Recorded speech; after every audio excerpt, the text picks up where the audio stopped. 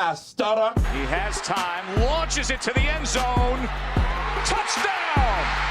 Terrence Williams! But they are who we thought they were, and we let them off the hook. The 2011 winner of the Heisman Trophy is Robert Griffin III, RG3! Welcome to Up Tempo on SicEm365 Radio. Langoliers, base hit to center, and the Baylor Bears win their first Big 12 tournament championship. And their fat little girlfriends are telling them what they want to hear, which is how great you are. I'm a man. I'm 40. Call us on the Impact Health Labs caller line at 254-339-1122. Hello? You play to win the game. Yep, just ready for OU. You can't handle the truth. Here's Drake Toll. Welcome into the Petty Clinic Low T Bears Den, not remote. I'm Drake Toll. That's J.D. Pickell. Armstrong Sims. This right here, everything you see. Talk to him. From the Zios to my right, all the way to the dead plant and the helmet to my left. Tell him. To this big blue guy, this is Up Tempo. It's Up Tempo. I'm glad we're back on location, man. It's been from the Snowmageddon to the SicEm in-break, if you will. We're here, baby. We're back. We're back at it. SicEm the what? Aviators in-break.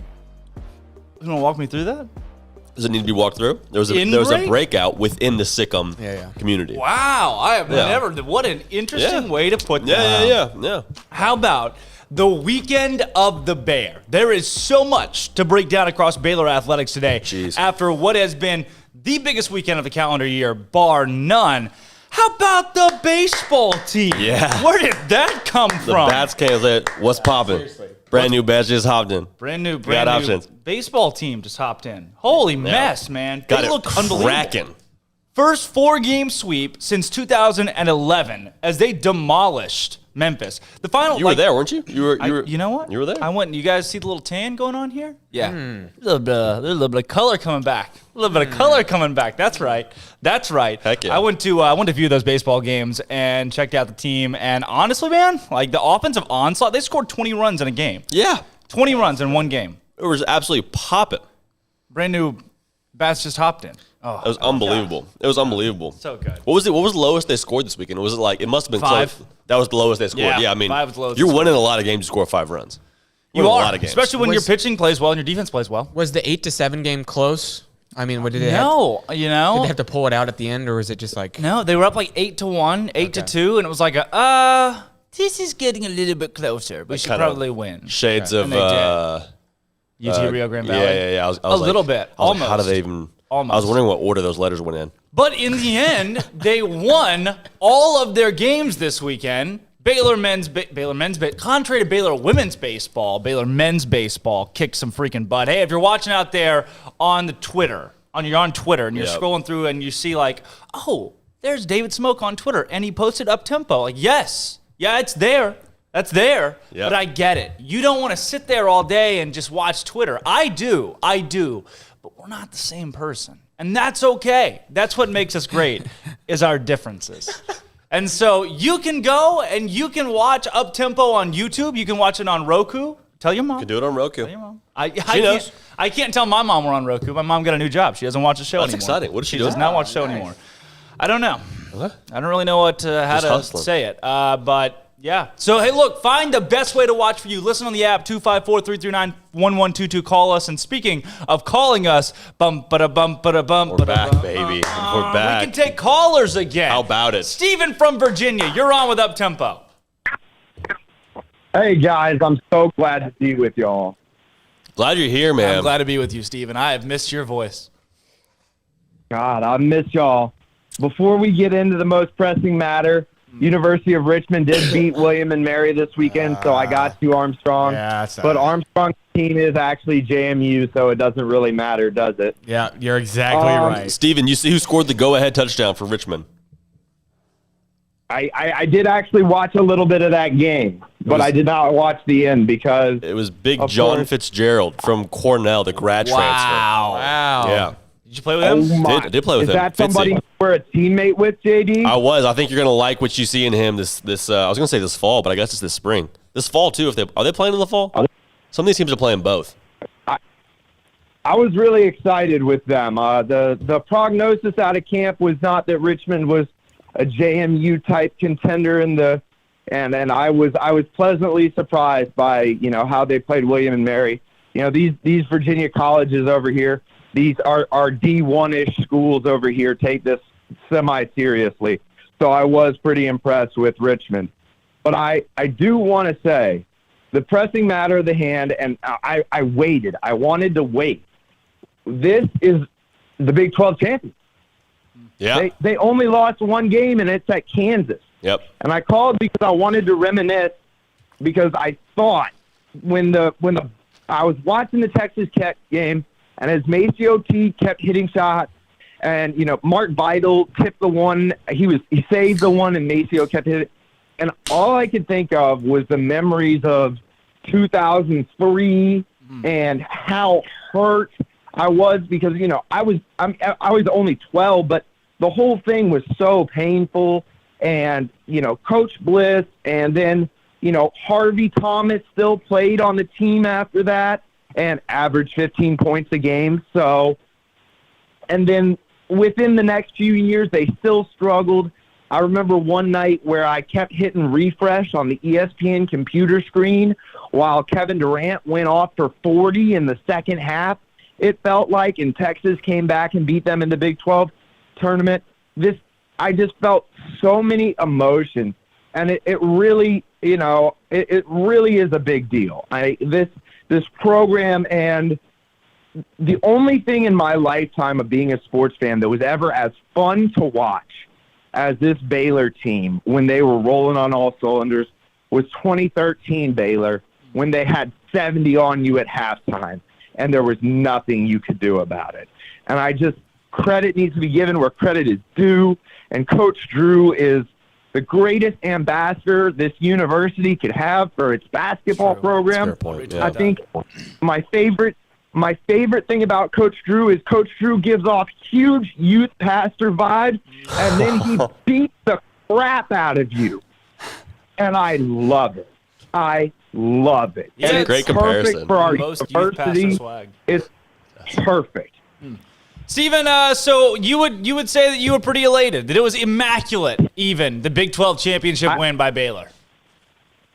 I would say that I don't think I've been happier for a full sporting event in a long time. The last time I was that happy, grinning ear to ear over something, was when Baylor beat Texas for the first Big 12 football championship. Another thing that I thought was never possible. And Drake, I'm so happy for you, man, because you're going to be a part of this. You too, JD. Y'all are on the come up here. Y'all didn't have to sit there like we did and refresh the internet stream to see if Nick Florence was going to upset Missouri and Columbia because the TV wasn't going to carry it. Y'all are going to get to see it. And the money is there. And this is a well-oiled machine, man.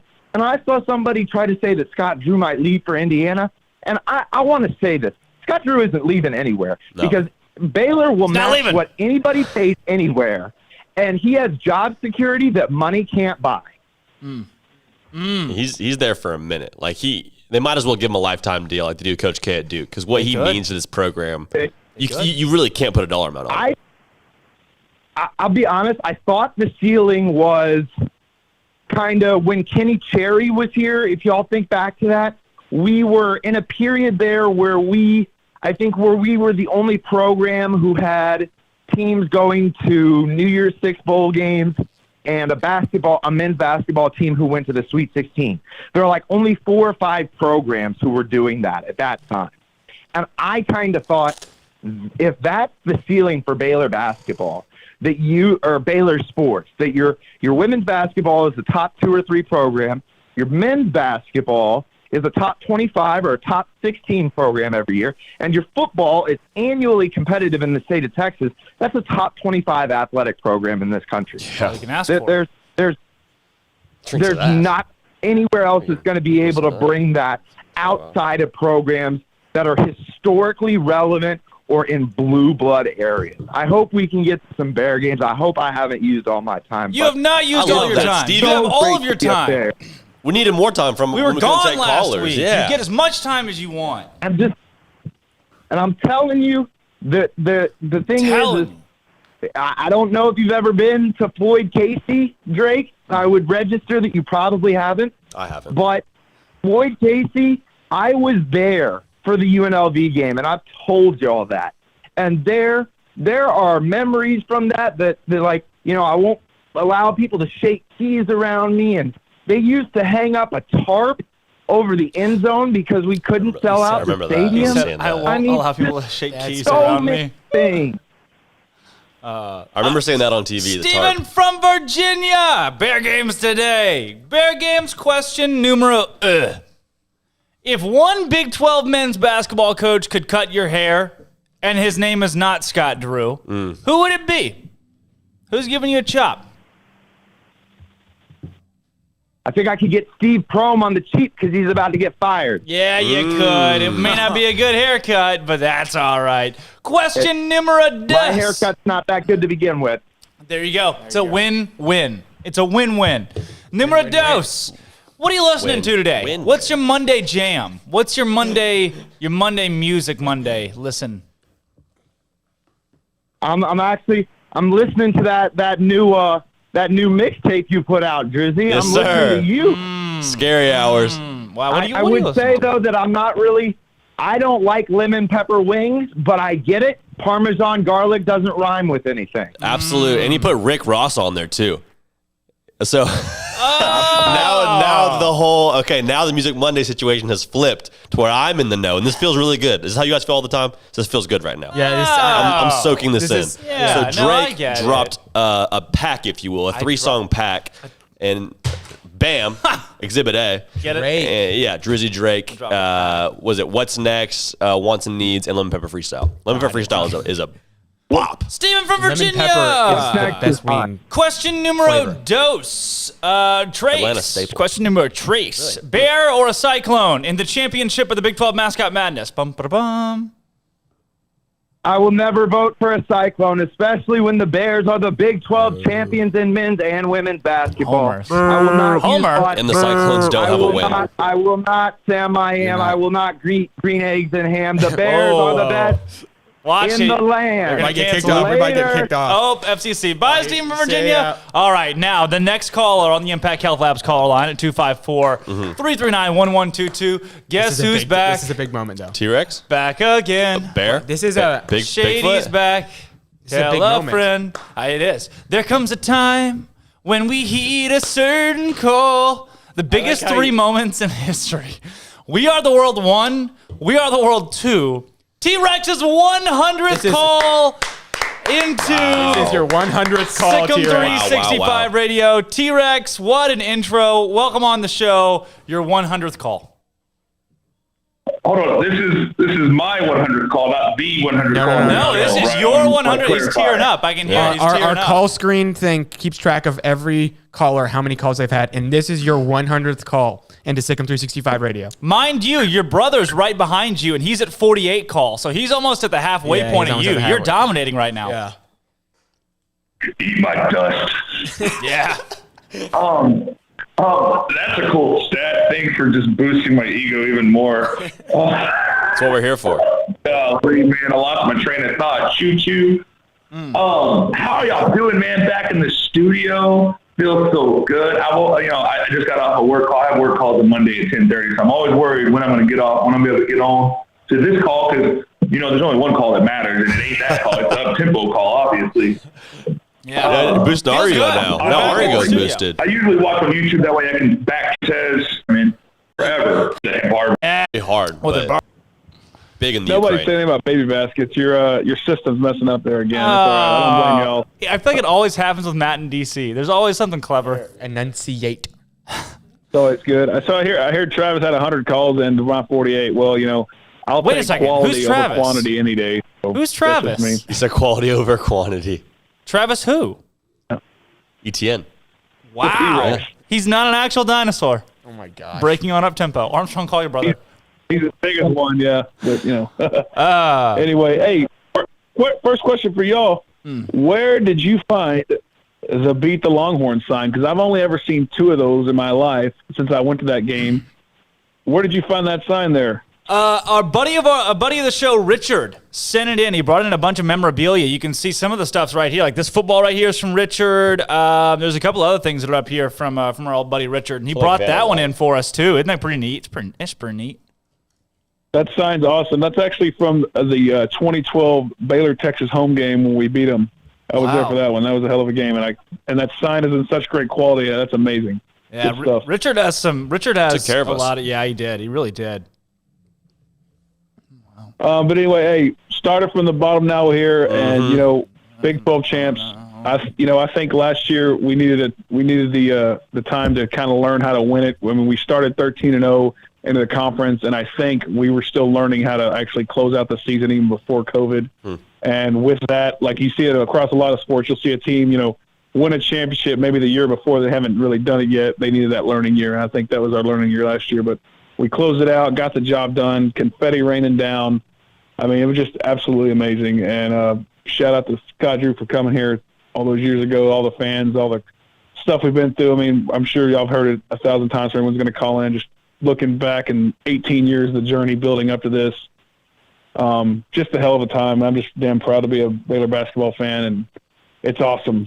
It's amazing. The culmination, man. It's big time. The youngest person to have been a student the last time Baylor won a Big 12 championship is 88 years old. That puts in perspective how long it's been since Baylor has won a Big 12 or a conference title, since they won a conference title. And we're alive for it, We get to be alive for this, man. It's pretty neat, isn't it? Amazing. They actually, yesterday on the broadcast, I forgot the name of the player, but they had one of the former Baylor basketball players that was there in 1950 on their Southwest Conference Bill was in there. the stands. That was wild. It won't be 88 years till the next one. No, it will not. Guarantee that. Guaranteed. All right, Matt and DC. Bear games today. One Big 12 coach can give you an old chop. A little bit of haircut action. Who you got? Hey, well, if Jamie Dixon can give me that nice slick back hair, I'll take him. I am a fan of the Jamie Dixon haircut. I like Jamie Dixon's haircut. Question numero dos. What's your Music Monday today? What are you listening to? Oh, it's definitely going to be Eminem Higher, because every time I think Baylor basketball hits their ceiling, we go higher than we've ever been. Yeah. There we go. She's got eyes of the bluest skies. Is that the song? No. Oh. Thought of a rain. I'm going through all the jams that I'm in my head right now. We just put it on shuffle. Question number 3: cyclone or a bear in a fight? Like a real life grizzly bear, and the grizzly bear is fighting a tornado in a closed circuit captioning. Who wins? Well, March is all about surviving and advancing. Okay, and the way a bear survives is digging into the ground and hibernating, and then it advances to the next spring, which we will do against the damn cyclone. We're going to hibernate down, and that cyclone eventually is going to die out as the weather changes, and we're going to emerge, and we're going to advance like we will in the madness. I like that logic. Thanks for your call, Matt and DC. Thank you. All right, boys. Breaking news on the Twitter sphere. We're going to have to shut this thing down. Call Armstrong's brother, and JD's got to look it up. The 2021 NCAA Division II Women's Basketball Championship bracket has been released. Yes. All right. It has been released. The 1 seed overall, Charleston, West Virginia, will play the winner of Walsh and Cedarville. But if you ask me, I'm looking at Tiffin and Kentucky Wesleyan round 1 as being the go-to matchup. Look, if I got to watch one of these, though, Roberts Wesleyan, they're probably the best 5 seed in the whole thing. Charleston's taking it this year. You gotta watch it. Charleston's been playing really well. They're by the beach, getting a lot of vitamin D. Like they're ready to go. Morale is high. I like Charleston to run the table. I like Charleston to run the table. In a tournament in which Michigan Tech exists, and you're going to sit here and tell me Charleston's going to win. I have the house on Charleston. Michigan Tech a real school. Yeah. Montevideo and Union. The winner of that one plays North Georgia. I wonder if I've heard of North Georgia. Okay. I wonder if I've heard of North Georgia. They don't play nice down there. No, Belmont Abbey. That's not even an American. I want. That's not a real college. I want to go through this bracket and see how many Belmont I Abbey know. is a show. You don't know any of these. There's no way. Tusculum. Downton. You're thinking of Downton Abbey. Is Tusculum HBCU? That's right. Yeah. Downton Abbey. Wait, Tusculum? Is it? Tuskegee and Tusculum play round 1. Those might Abbey. both be HBCUs. Again, I don't think Belmont Abbey's a real college. You know they do that. You know they put like 3 or 4 random They random just have them names show in this. up and they're like, what? Who's gonna know this is not a real thing? Arkansas Tech and Cameron. The winner of that one plays Lubbock Christian, which Lubbock Christian may take the whole thing again. Abbey They may College. take the whole thing again. In Belmont, North Carolina. College School of Mines? No. Who does? College School of Mines. I've heard of that. College School of Mines. That's actually Colorado. Colorado School of Mines. Yeah, I was yeah, about to say, not college. They're number 1 engineering school in the country. Really good engineering school. I have heard of. Yeah, they're great. Colorado School of Who Mines. does? Who does Kenosha have in the first round? Oh, big matchup between Kenosha and. I just made that up. Yeah, I just don't made know. that school. There's a team in Kenosha. There's a Kenosha team? women's team in Kenosha, Missouri. Oh, There's Wisconsin, isn't it? Or is it Missouri too? There's maybe one in Missouri. All right, let's go. And then the last matchup I want to talk about here, it's got to be Colorado School of Mines plays the winner of Azusa Pacific and Hawaii Pacific. Okay, Azusa Pacific is teams in California. Yeah, I know Azusa Pacific. And then Westminster, Utah, Westminster, yeah. and Black Hills State. The winner of that one plays Western Colorado. We will keep eyes. Mind you, me. The Black Hills, isn't that like Nope, that's a Weekend song. isn't that like in Dakota with the whatchamacallit? Hot take. I truthfully have no idea. Hot Carved take. on the what's it called? Mount Rushmore? Oh yeah. Yeah, Mount Rushmore. Isn't that like the Black Hills? Isn't Hot that what take. that's called? They should take more like gray, I think. Montana, More of a North and stone South color. Dakota, and Talking about, Idaho. like, In the summer, maybe. And they should combine all of them and call it Yugo Dakota and just make this massive nation. You know, if you take Just like squat up. 7 of those states and combine them, The Black Hills is a mountain range. Is South Rushmore Dakota. part of it? You only learn that here. That's free content for you folks. That is free content for you. This is killing me. I feel Why like I didn't know we this because of National Treasure 2. Oh, that's a Yes. good point. That's a good point. Yes, It is. Where they pour the water on the Mount Rushmore is on the carved rocks. into the Black Hills. Because it's something in the Hills have eyes. something in the Is that the clue Weeknd song? says something about the Black Hills. Ah, that is the Weekend song. Okay. Also, the new AP poll has been released. Gonzaga is number 1. Guess who's number 2? Guess who's back? Does it rhyme with? Not that it matters at all at this point. I mean, it matters zero. It's kind of like a principle, though, right? Yeah, that's true. Right, Like- and it's avoiding Gonzaga in the Final Four. That's true. So Baylor's going to be a 2 seed no matter what, I think. You mean the the number number- 2 overall. Yeah. I think they have a okay chance to be the number 1 overall seed. If they win, think win so. the Big 12 tournament. If Yeah. they beat like a Texas, win- Kansas, I haven't seen the bracket. If they win the Big 12 tournament, you have a legit terrible. shot because Pretty tough resumes case, are right? Pretty comparable, right? comparable. Yeah. At that point, too, I don't know what the actual strength of record is or strength of. Sorry. If you're watching on the Twitter right now, go to YouTube. Pull it up on your TV. Pull it up on your Roku. Pull it up somewhere. today. What? So especially today, Twitter has been spazzing out today. Twitter's been spazzing out, man. Yeah. That's why I keep looking at Twitter and I keep saying stop spazzing out, and Twitter won't respond because it's animatronic. AP poll: Gonzaga, Baylor, number 3. Okay. I'm gonna say it is Michigan. Is it Illinois? No, College of the Mines, Colorado. They found their way into the Division I top 5. Yeah, it's Illinois. Illinois, then Michigan, then Iowa. So 3 Big Ten teams. Wow. Then So Alabama. then we have that dub. We have that dub over number 3. Yeah. Okay. That dub. We'll roll we with got it. that dub. Number 7, Houston. 8, Arkansas. Arkansas's top 8? Whoop pig. What? They're What? rolling. They're playing well. Where's Bama? Have they fallen? 6. They're at 6. 9, Ohio State. 10, West Virginia. They make me nervous in the Big 12 tournament. Not gonna lie to y'all. West Virginia? I think if Baylor loses the game, it'll be West Virginia. West Virginia. That's the game that scares me the most. Looks like a Final Four team to me. Pretty Oh, good. yeah. All right. I'm Drake Toll, J.D. Pickell, Armstrong. We're going to hit a break real quick. When we come back, we're going to try Zios. And this is Up-Tempo. When it comes to hauling Whoa. the family and hauling Whoa. cargo, see Alan Samuels. Get the king of minivans, the award-winning Chrysler Pacifica, or America's lowest price third-row crossover, Dodge Journey. During the Big Finish event, get 0%, no payments for 90 days, and employee pricing for all on Pacifica. It's minivan first class. And get employee pricing for all on new 2020 Dodge Journeys. Happy holidays from your friend in the car business, Alan Samuels.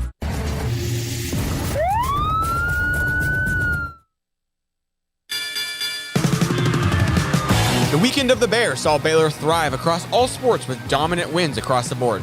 Starting on the court, the number 3 men's basketball team blew out Texas Tech on senior night, 88-73, thanks to Maceo Teague's 35 points on a record-tying 10 made three-pointers. The senior shot 10 of 12 from deep and was aided by Mark Vidal double-double.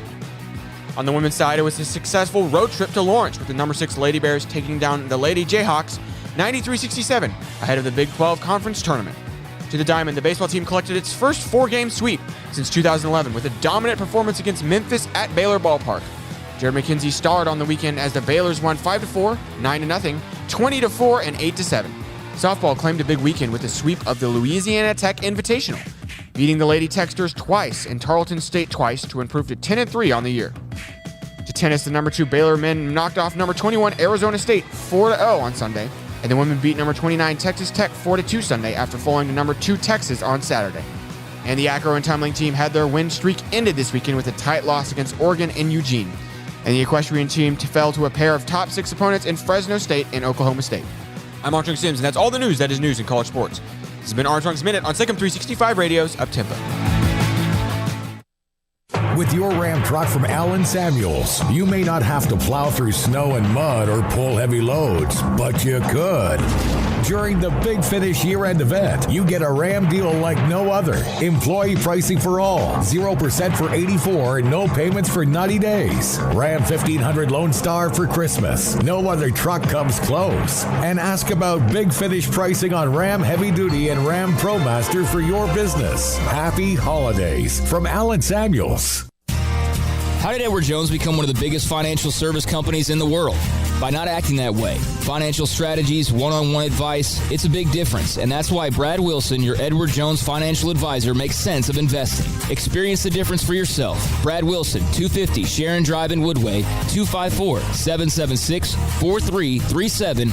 Edward Jones, member SIPC. At Ideal MRI, we feel blessed to be a part of the Waco community. We're a small family business right here in Central Texas, and our goal is to bring down the cost of healthcare while maintaining high quality. At times like this, the cost of healthcare has never been more important, and unfortunately, significant illnesses and injuries still occur. That's why Ideal MRI is open and here to serve you through the difficult time. We offer premium MRIs just like a hospital with state-of-the-art technology and specialists, but you'll pay less.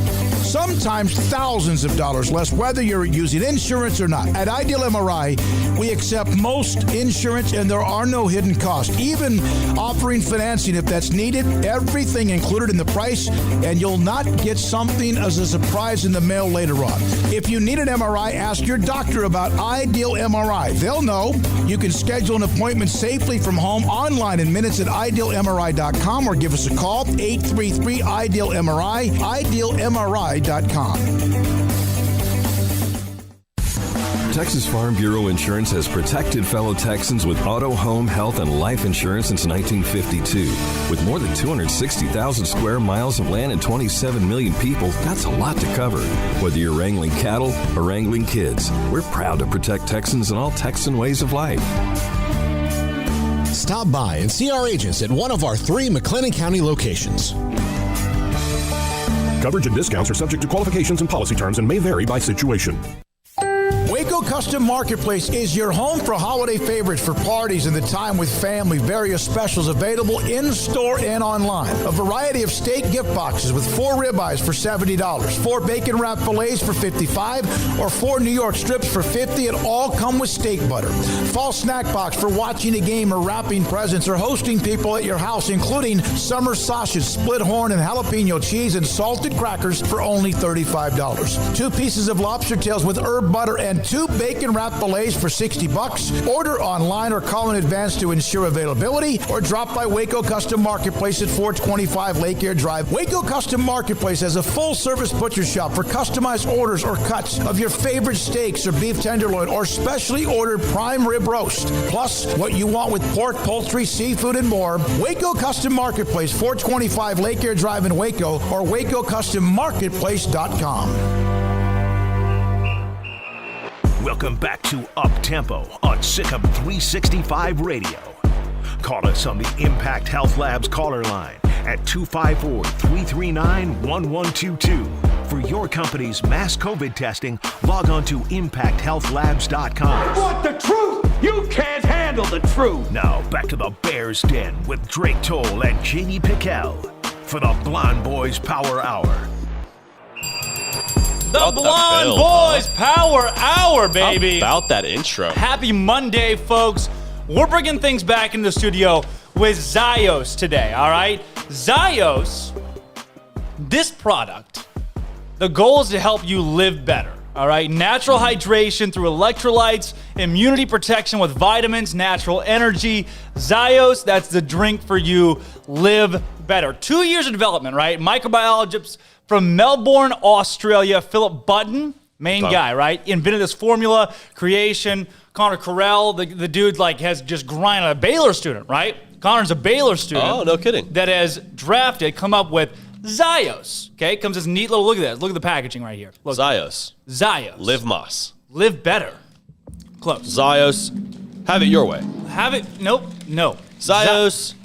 Eat fresh. Zios live better. Live better. Zios live better. Zios live better. It's all natural, no sugar added, gluten-free, non-GMO, dairy-free, soy-free, vegan, nut-free. Ingredients include vitamin A, vitamin B3, B6, vitamin C, D3, iron, zinc, electrolytes, natural energy, premium ingredients from around the world. So you're like, all right. Well, when you said I have allergies, and when you said that, I was like, am I going to die on set right here? But now I feel. But you're not, because it's non-GMO, and there's is there nothing caffeine, or is this unhealthy. all natural? So that's the thing. It's like the capybara fruit. I don't know what it's called. Sorry, Connor, I'm butchering it's like the capybara fruit or so instead of caffeine, it's like a natural fruit that has this energy boost that it gives you, and it's equivalent to 100 milligrams of caffeine without the negative and addictive effects of actual caffeine. Oh, yeah. Yeah. We're onto something here. So, citrus flavor. Right. Again, mind you, when you taste it, it's got a very natural taste. We're all going to take, do you have the camera on you? I need a needle and I need a bag. I can put a camera on give me. myself an IV of just Zios. Well, right. So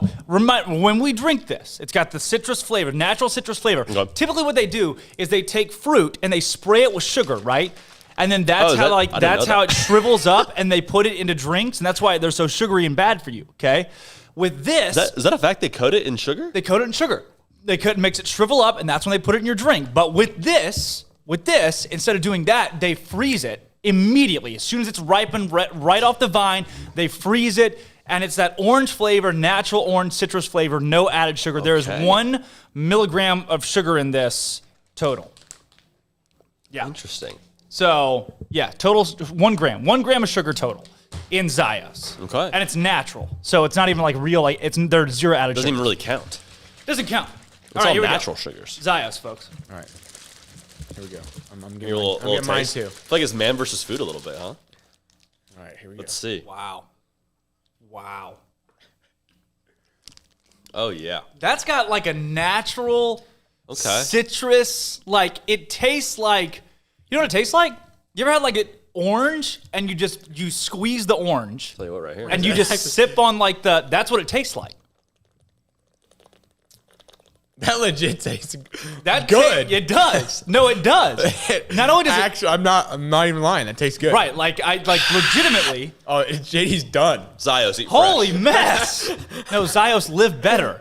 What? Zios live Moss, baby. It's live better. It's live better. I got 100 milligrams of natural caffeine in me right now, You baby. did just shoot 100 milligrams of caffeine from the capybara plant. I'm ready. I'm capybara up, baby. Bro. Vitamin A, vitamin B3, B6, C, D3, iron, zinc, electrolytes, natural energy, premium ingredients. That was really good. That's wild. That was actually really good. It's wild how many healthy ingredients are in this thing, and it still tastes like an actual. Wow. It tastes good. It doesn't. It's not overly salty too. Most of these are really salty. Yeah.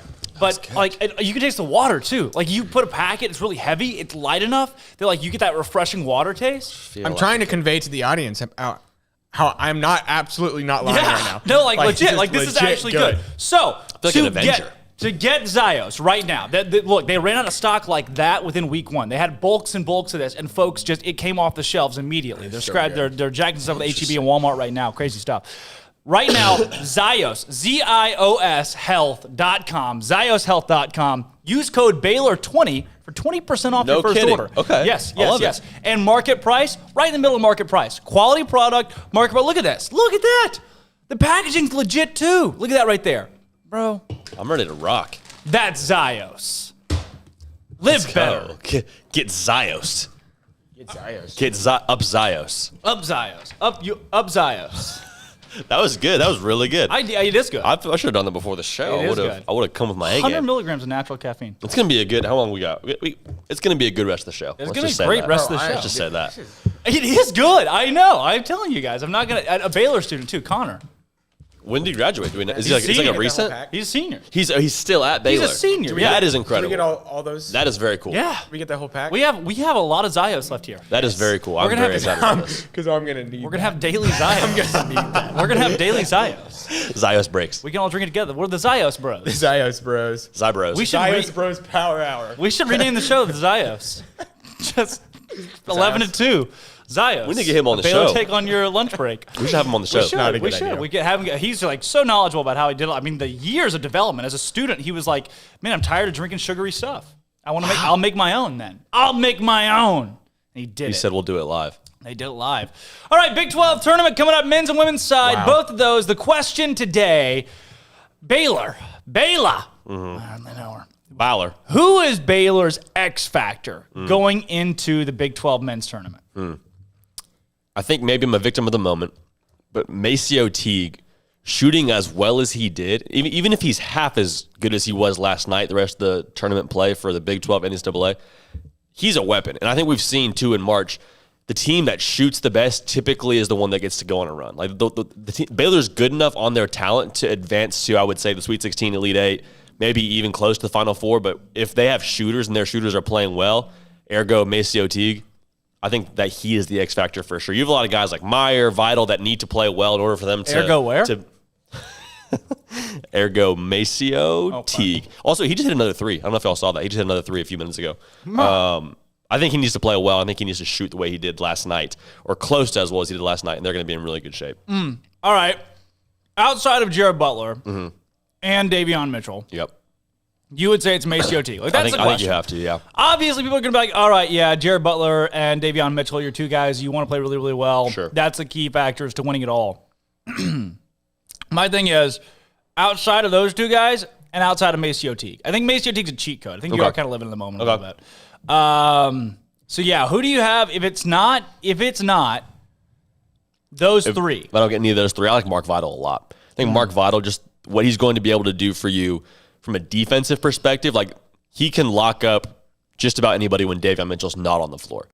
And his size, his physical presence too, we saw it against Oklahoma State. The way he bodied up Cade Cunningham made him uncomfortable for the duration of that first half. Obviously, Cade Cunningham was Cade Cunningham. Did Cade Cunningham think in the second half, scored 20 points, all that. But what Mark Vital brings you from a tempo standpoint, he is very much up tempo. And just I think what he brings for you from an offensive standpoint too, I mean, he does dirty work. He gets those buckets down low that you need in March. So I really like Mark Vital if I can't get Maceo Teague when it comes to the X factor. I love, here's the deal. In any case that Matthew Meyer puts up 20 points, Baylor can't lose. Yeah. Am I in agreement? Are we all in agreement? No, I'm on board with that. Yeah. If Matthew Meyer puts up 18 points even, Baylor cannot. There's no way Baylor loses. Unbeatable. Because Matthew Meyer's not the most consistent player on the team. Can we all agree? It was not Matthew Meyer time yesterday. It was not. Matthew Meyer passed he knighted Maceo Teague and said, you can have my shooting ability and yours combined for this one game. Yes. It was senior night. It was an unselfish thing to do from Matthew Meyer. So along those lines, I think Matthew Meyer is my guy. I think Matthew Meyer is my number one. If Matthew Meyer shows up and it is Matthew Meyer, look, if it's Matthew Meyer time in Kansas City. Oh, yeah. Oh, it's over. If I'm an opposing team, I got scared. I dropped my hot pocket. I got Matthew Meyer winning that all day. Highlights. We got highlights from the basketball game this past weekend. Check the what? Yep. We got check these out. We got highlights from Baylor's win over whoever they beat, Texas Tech. Doesn't matter. And it's Senior Day in Waco as we welcome you to the Big 10, or Big 12, pardon me, on ESPN. These two teams are going to go after it. We had them earlier this year. It was a heck of a game. So 2 minutes left in the game. Butler sets up Teague in the corner. Maceo Teague, even with the COVID clause that Baylor suffered through, he has had an incredible season. Teague hits There's another three. A 13-point lead right out of the gate. There's Butler. Can Mitchell answer? Yes, he can. When there's transfers, when you're allowed to transfer without sitting out the year. It's going to be total spin move. Mark Vital with his 7th rebound to go along with 8 points. Here's Butler in transition. Michigan State's going to play them really tough. But he's my national coach of the year. He's got an offensive rebound. Out to Mitchell. He hits a three. Meyer Graves got hustled from the corner. That was Vital keeping it alive. Again, are you serious? Takes advantage. Teams really belong in the dance. And of course, we had no NCAA tournament last year. So here he is again for three. Are you kidding me? Great program there for years. Butler lobs it. Hanging from the rim. Defensive stops here. Davion Mitchell. Another three for Baylor. That's their 12th. Jared Butler. Yes. T tries again. Knocks another one down. He has now tied the record. The upset city. Michigan State time is they want to pull the knockout. He can't make another. He can't make another. 10 for 11 against a team that defends fairly well. For any team to handle. Finally, he's got a double-double on senior day. It's all Baylor today, man. Baylor on senior day. There's two really outstanding coaches, respect for each other. And Baylor's going to be hurt for it. The Baylor Bears, baby! How about him? Gosh. Lorraine didn't have to get him any Pepto. That was zero Oh my God. Pepto needed via Lorraine yesterday. Zero. Because Baylor just got it done. They just got it. They said, we're just going to get it done. We're just going to do it. Go do it. Yeah, Do love it. that Do too. it. Do it. On senior day, like they had every opportunity where they could have taken their foot off the gas, and we already won the Big 12 title. We've already beat Texas Tech, and say we don't care. We'll run it up. Win by 15. Send these boys out right. It felt right, you know? It did. It did feel right. And they keep getting better, right? Like we talk about Baylor pre-COVID and post-COVID, and they kind of stumbled out of the blocks, understandably. But Baylor is playing as good as they were before they got the virus, in my opinion. I think that they are back to full-fledged Baylor Bears. And it's only up from here. It was a virus. Only up from here. I look, I don't see right now a scenario in which Baylor doesn't win the Big 12 championship. They're going to win the Big 12 tournament. The momentum they have coming into this thing, they are the best team in the conference, bar none. You get Kansas maybe at a neutral site, like that's a possibility. But I just don't see a world in which Baylor ends up losing in the Big 12 tournament. Do you? I think the only way that they could lose, the only one that makes me nervous, now let me go on record, I think they will win the Big 12 tournament. The game that worries me the most is the semifinals where they would have to play West Virginia. I think that game could be tricky, assuming West Virginia beats Oklahoma State. I'm assuming Oklahoma State will be without Cade Cunningham. West Virginia will have it out for Baylor, having lost in overtime. Kansas doesn't worry me as much because I think Kansas will be very personal for Scott Drew and the gang. I think that'll be like okay, hey, we got to avenge this loss. We got to get back on our game, and you know they'll be up for that game. West Virginia will really have a huge bullseye for Baylor. So I'm worried about that game a little bit more than any of the other ones, but all things considered, they should run. Like if they play nearly as well as they have these last few games, they'll run the table. I think they will. Round one, round numero uno, Thursday. But it's a 1:30 game. Do you know that? How about that? It's the first game. You know what we'll be doing at 1:30? Our game is at coming down the 1:30. stretch. Our game's at 1:30. We'll be up in the tempo. We will be up in the tempo. 1:30. Where are you seeing the bracket? Actually, what you got to do is you got to go to 2021 Big 12 Conference Tournament bracket, or just Google something along those lines. I'll shoot it to you. And it's on Wikipedia. Why? I'll shoot it to both. Great, actually, exactly. Great question. I've always had a problem with conference tournament, like the women's. How they list it as normal games, Uh-huh. and they don't just give you the bracket. Like, Right, I just just give want me a the bracket. bracket. I just give me a freaking shot bracket. you the bracket. Okay. Yeah, it's a super bad. Oh, you sent it in our up-tempo group. Do you have the women's Scotty one? B, the Baylor King. Don't believe I do.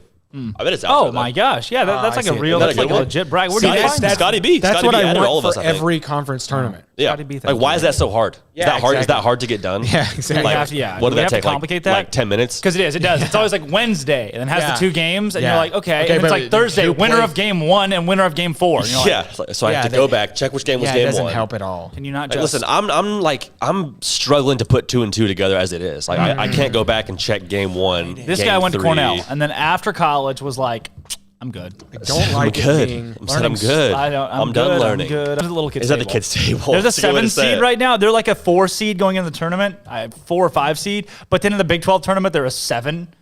That's going to be pitiful. weird. It's going to be weird. That sucks. That sucks That really for does Oklahoma. suck. So, like, they're in the same category as Iowa State, TCU, and Kansas State. And then there's Oklahoma. Gosh, Lon. short end of the stick.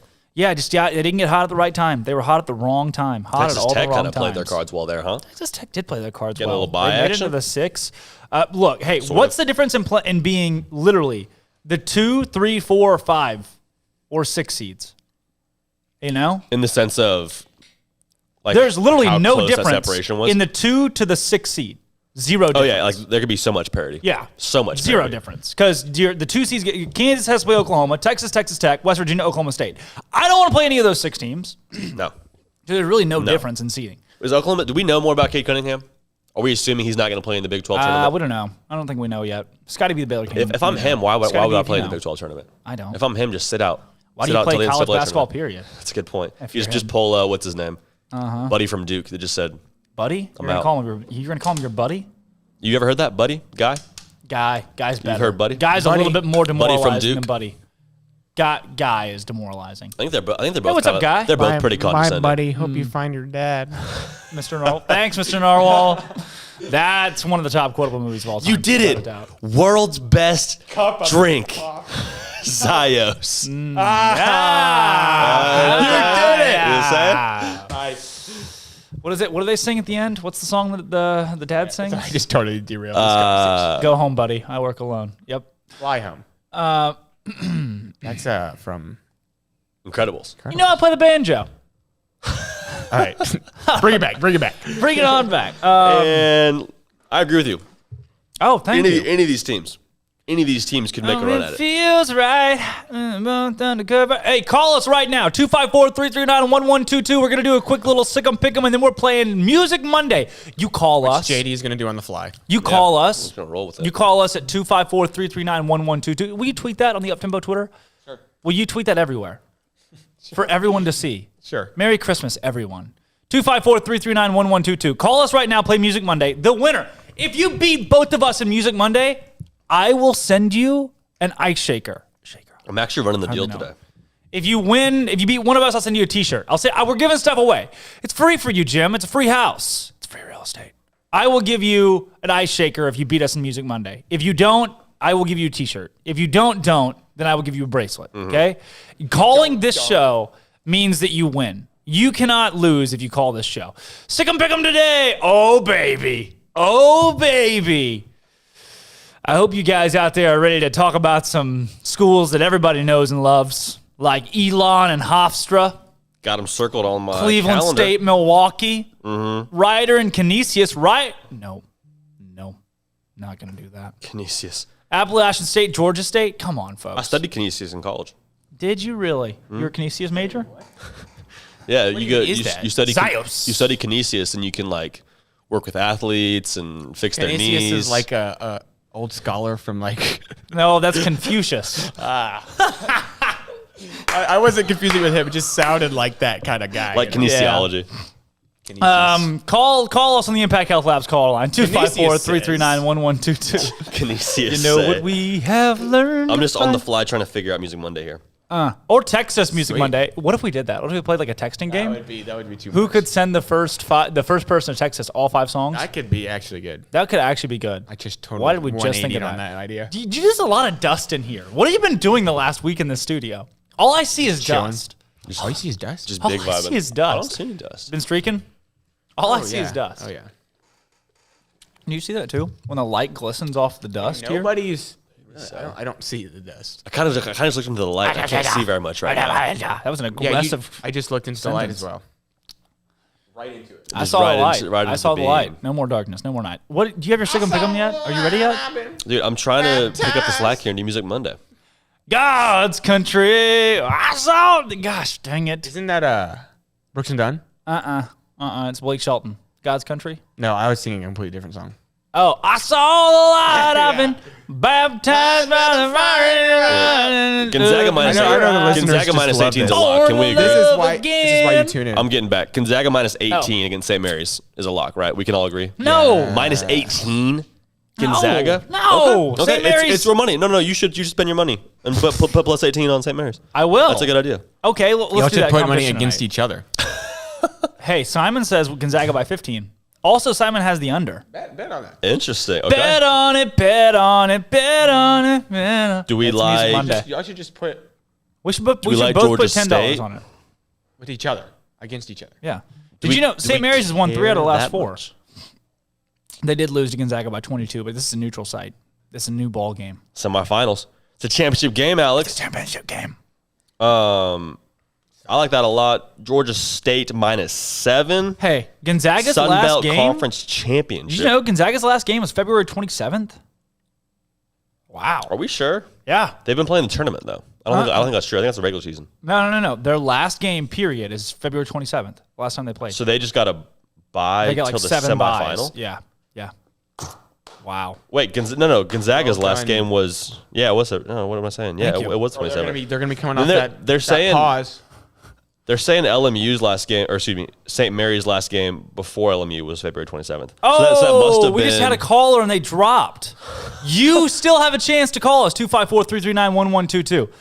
Why would you do that? Why would you do that? Why would you drop They're probably us? like, these guys are just talking about nonsense. I'm locking in Elon and Hofstra. Give me Hofstra -5. It's not nonsense. This is sense. We're talking a lot of sense, if you ask me. Rappers don't got to make sense. Give me Hofstra They -5. make sense. Cleveland State, Milwaukee. Give me Milwaukee +3.5. Okay. All right? Okay. You just give it to me. San Diego, South You Dakota have it. State, and It's yours. South Dakota State, Oral Roberts. Give me South Dakota State at a money line in that semifinal. Canisius and Ryder. Canisius -6.5. I'll take it. I'll Okay. hammer that. Okay. App State, Georgia State. I like App State +7. They're on a roll right now. Okay. Mercer, UNC. Mercer. Don't do it to him. Don't do it to him. Mercer, UNC, Greensboro. I like UNC Greensboro actually -5. Okay. I've been liking them. St. Mary's +18.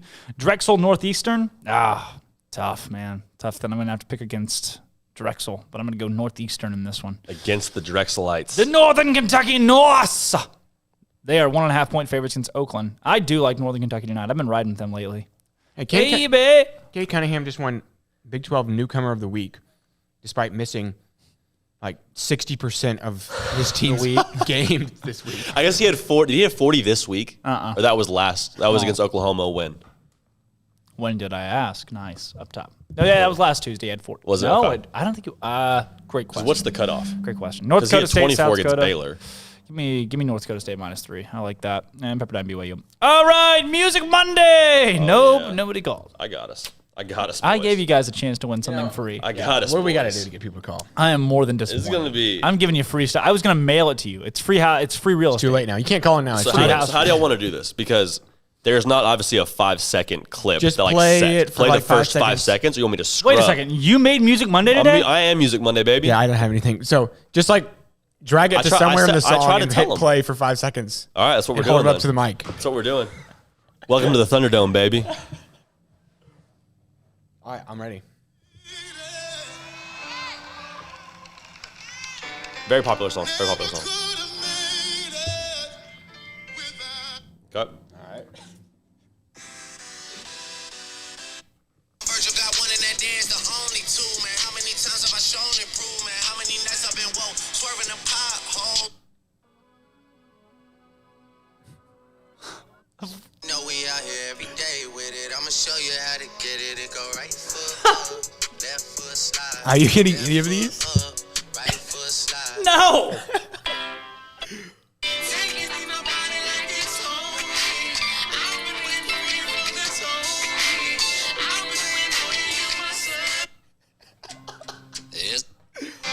Sometimes I grow weary. Y'all might know this one. I got it. You got that one?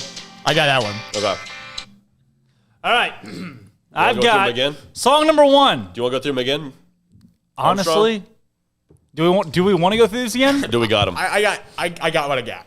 I got one. Okay. I got what I Okay. got, which is only one. Fair. I got song number 1. I have JD. Close. I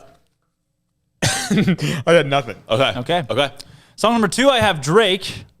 Yes. I was gonna say all the rap songs. I'm just gonna guess Kanye question mark. So this is the number 1 song in 3 countries right now: the U.S., Toronto, and the U.K. No way. True story. Toronto. Yeah. That's 3 countries. The country sorry, of Canada, Toronto. Canada. Okay. Okay. Do you know the song? Yeah, it's Drake. I don't know the song. Okay. No. 3, I have LOL Wayne. No. Kanye? Question mark? No. Okay. Fourth one. No, what was song number 3? So those last two. So the second one was Drake. What's next? Third one is 2C Slide by Drake as well. Drake. Just a lot of Drake. Who is it? We had two Drakes. Number 4, I have Nope. Nope. Okay. Armstrong has, I see it, he's written down Kanye question mark Kanye number 4. question mark. Okay. Sunday Candy. Chance the Rapper. Chance. Mm-hmm. As in rapper. I thought it sounded like Soccer, the voice hacky sounded sacker. familiar. Yeah. Okay. I would continue that, but we might get kicked off the air. What do you have for 5? I have Eric Church at 5. Eric Church, and I don't know this for sure. I'm gonna guess it's Hell of a Year. Oh no, Carolina. Yay! 2-1 2-0 final score. That was Carolina? 2-1 final score. 2-1 Shoot. final score. Woo! I feel very bad about that. I got 20% of those right. You got 10%. There's dust everywhere. I'm only sad about not getting Carolina because I listen to that song every now and then. I'm Drake Toll and J.D. Pickell, Armstrong Sims. When we come back, Devonte Bandoo joins the show to talk a little bit of Baylor men's basketball. This is Up Tempo. The weekend of the Bear saw Baylor thrive across all sports with dominant wins across the board. Starting on the court, the number 3 men's basketball team blew out Texas Tech on senior night, 88-73, thanks to Maceo Teague's 35 points on a record-tying 10 made three-pointers. The senior shot 10 of 12 from deep and was aided by Mark Vidal double-double. On the women's side, it was a successful road trip to Lawrence with the number 6 Lady Bears taking down the Lady Jayhawks 93-67 ahead of the Big 12 Conference Tournament. To the diamond, the baseball team collected its first 4-game sweep since 2011 with a dominant performance against Memphis at Baylor Ballpark. Jared McKenzie starred on the weekend as the Baylors won 5-4, 9-0, 20-4, and 8-7. Softball claimed a big weekend with a sweep of the Louisiana Tech Invitational, beating the Lady Techsters twice and Tarleton State twice to improve to 10-3 on the year. To tennis, the number 2 Baylor men knocked off number 21 Arizona State 4-0 on Sunday, and the women beat number 29 Texas Tech 4-2 Sunday after falling to number 2 Texas on Saturday. And the acro and tumbling team had their win streak ended this weekend with a tight loss against Oregon and Eugene. And the equestrian team fell to a pair of top 6 opponents in Fresno State and Oklahoma State. I'm Armstrong Sims, and that's all the news that is news in college sports. This has been Armstrong's Minute on SicEm365 Radio's Uptempo. When it comes to hauling the family and hauling cargo, see Alan Samuels. From the first workout to the last practice, sports is an incredible challenge. Hi, this is Dan Ingham with the First National Bank of Central Texas, and we're proud to support each athlete, every parent, and our educators. From families, small businesses, to the biggest industry, we're here to help. With remarkable products like First Free Checking, we've got banking ideas that fuel big dreams. The First National Bank of Central Texas. Familiar faces, making local decisions. Member FDIC, Equal Housing Lender. Let Camille Johnson Realtors guide you seamlessly through the process of buying your dream home or selling your current one. Commercial, farm and ranch, or residential, Camille Johnson Realtors can smoothly and successfully lead you through any transaction. With a team of 28 experienced agents who are excited about serving you, Camille Johnson Realtors services the entire greater Waco area. If you're in the market to buy or sell, contact Camille Johnson Realtors, 104 Midway Center in Woodway, or find them online at www.camillejohnson.com. Camille Johnson Realtors, elegant, charming, warm. Welcome home. Bird Culchin Ford has been in Waco since 1936. Ford, the #1 selling truck in Texas, 43 years running. And Bird Culchin Ford proudly supports high school football in Central Texas. And no better way to tailgate with a Ford than from Bird Culchin Ford. And are there better vehicles to tailgate with than the Ford F-150 or the Ford Expedition? And of course, you can get them new, pre-owned Bird Culchin Ford. Our sponsor of the Ford Tough Player of the Week, locally owned dealership. Online at bkford.com at 1701 West Loop 340 in Waco. Bird Culchin Ford.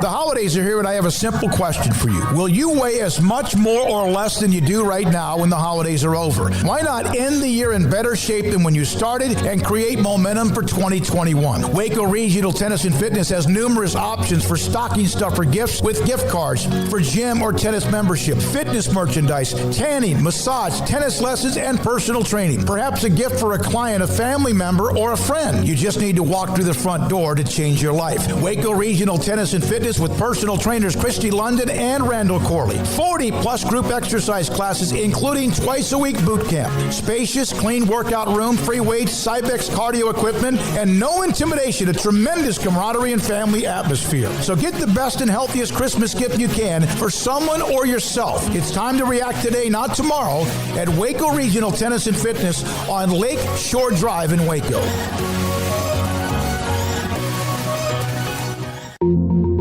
Learning to navigate life in the COVID-19 world has been a struggle, and where and how to get tested has been one of the biggest challenges. Impact Health Labs has your answer. If you need mass testing for your office, church, dormitory, or school, Impact Health Labs is who to call. They will come to you, conduct the testing at your location, and have the test back within 24 hours. Most major insurance accepted, meaning your out-of-pocket cost is low. So no more waiting by the phone for days to find out the results.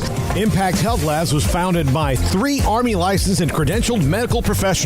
They believe in accuracy, efficiency, and doing the job right. Call 254-744-6233 to set up your group screening today. Impact Health Labs, on-site, prompt, and accurate, taking COVID-19 head-on. Again, that number is 254-744-6233 or online at impacthealthlabs.com. Welcome back to Up Tempo on SicEm365 Radio. Welcome back into the Penny Clinical OT Bears Den. Happy Monday, everybody. Recapping a big weekend in Baylor men's basketball and across the board.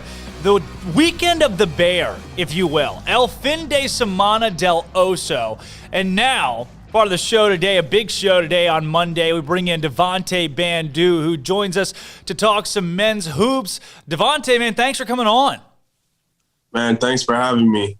Absolutely. You know, before we even get in this, I want to know, folks, that maybe haven't been able to keep up with you this last year or so since your departure from Baylor men's basketball. What have you been up to? How you doing? Man, it's been a rough year with COVID. I ended up tearing a ligament in my foot maybe 2 weeks before the NBA draft. So it's been a slow recovery. I'm still trying to recover back from that. So right now it's just trying to get back healthy again, and whenever the opportunity is ready to present myself.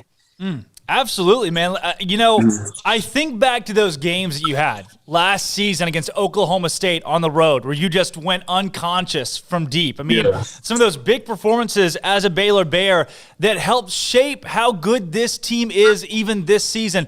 Devonte, I want to know, what does it mean to you to see Scott Drew, this program, your former teammates, win a Big 12 title? Oh, man, it's amazing. It's bittersweet because, you also help pave that wave, with other guys like Freddie and, Obim and all those guys that were there previously. You can't even forget about the GAs that put that effort in there. But, to see them accomplish something that, they've been trying to accomplish before I was even there, it just happy, to be a part of it. And, just saying that, you helped that. Tell me, Devonte, you played in that stretch where you guys won 23 straight games. You were the best team in the country, number one. I want to know, firsthand source, how tough is it to play in the Big 12 and win a Big 12 championship? Honestly, it's tough. And in the year that last year, a team like Kansas only losing one game that whole that year, it's kind of unheard of. It's not easy. Every team is coming at you. They're going to give you your best. Some nights, a team may not be not good at shooting threes, and they might start the game off, 5 for 5, and they're up, 10 on you, and you just got to figure it out. And that year that we had such great guards and guys that could step up any moment and make big plays. So yeah. Speaking of guys. Oh, look, big guards. I mean, you mentioned that, and you were a part of that at Baylor, a stretch of guards that were just dominant. I want to know, when you think about the players that you've been around, played against, played with, and then you think Davion Mitchell, Jared Butler, Maceo Teague, where do those guys sit as far as the best basketball players that you've been around? Oh, they're definitely up there, man. I've played with some great guards. I've got to play with players like Jamal Murray, Dylan Brooks, and like all playing with my national teams. And they're definitely up there. They're good guards, and they're very passionate. When I was over there, we were a team that were always in the gym working on things that we could be better as guards. Because one thing Coach did tell us, a lot of the games it was us four out there in the last stretch of the game. And that's something that, we knew that we had to do. So it was either, we had to work on crashing, how to make shots easier for one another. So I know playing with those guards, they're great guards, and, they're up there for sure. And tell me, Devonte, what is it, whether it be guards or just scrappy, gritty play, or being big down low with Mark and everyday John and Flo? Tell me, what is it that makes this team so good? Watching them, they just seem very passionate, and you could tell when they're on the court, their energy, their facial expression, they got a little grit to them that you can really tell. It's just something that I guess they didn't get the chance, to go March Madness and shock the world. And I feel like they still have that grit. They got a guy like John that works every day. Flo, long, athletic. Mark, what Mark's going to do.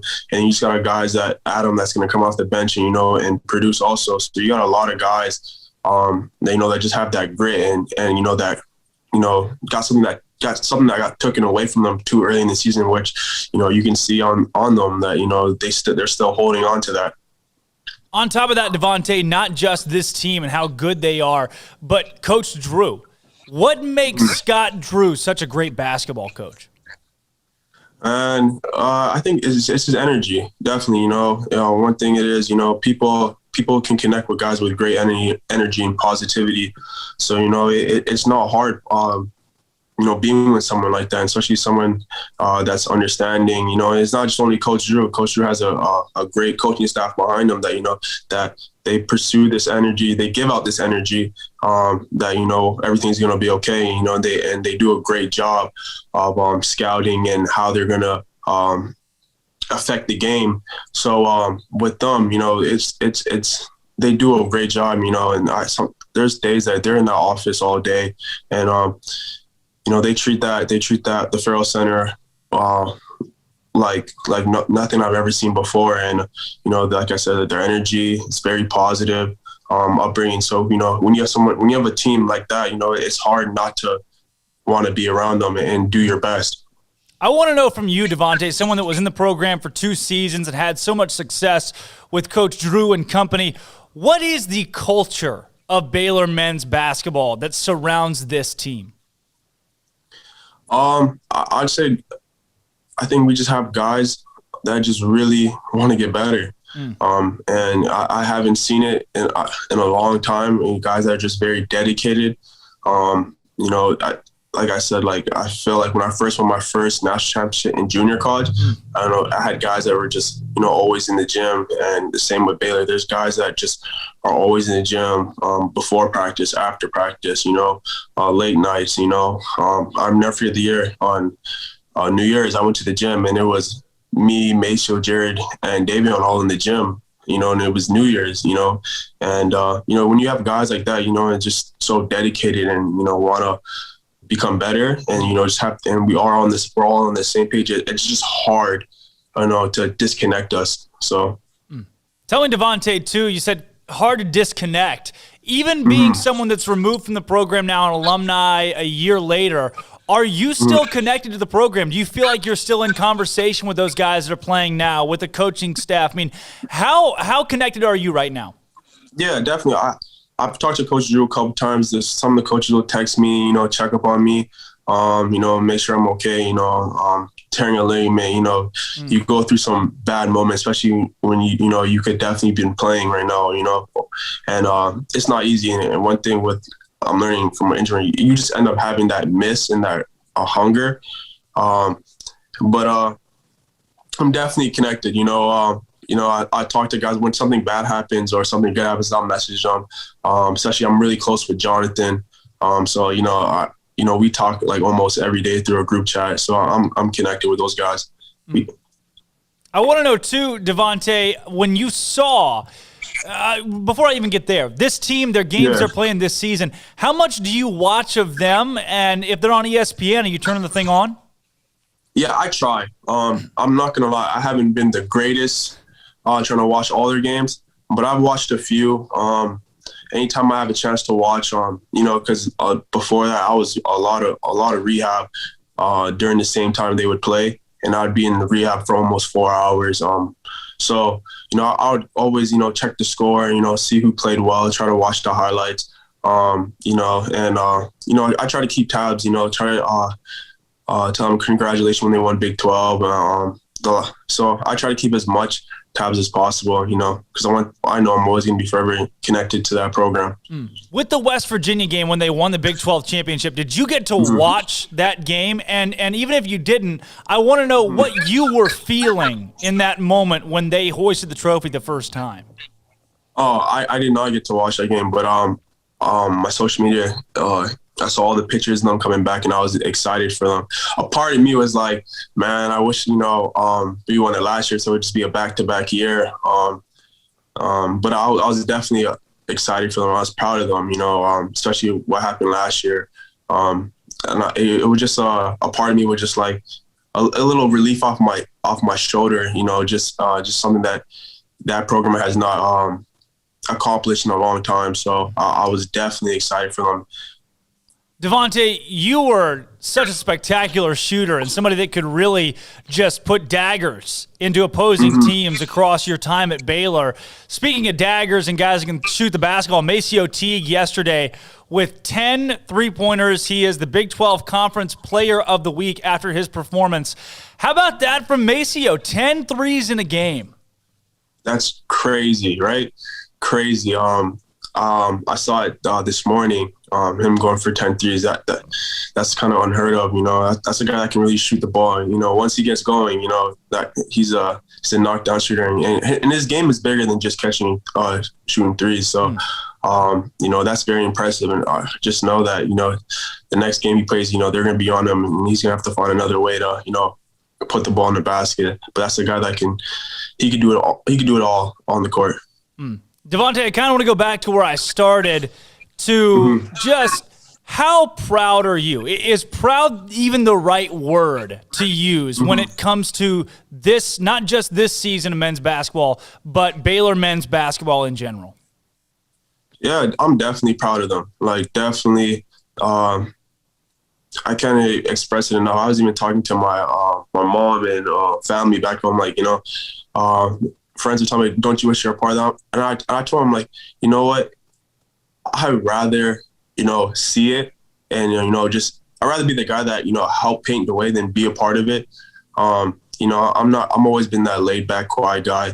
And it makes me feel good just to see them accomplish that, even through this rough time and what's going on in the world, for them to fight that and go through adversity, it's definitely tougher. So I'm definitely proud of them. I want to know too, Devonte, what's next for you? I know we asked a little bit in the start of the show, kind of where you've been and what you've been up to, but what does it look like for you in the next at least few months getting back in the game?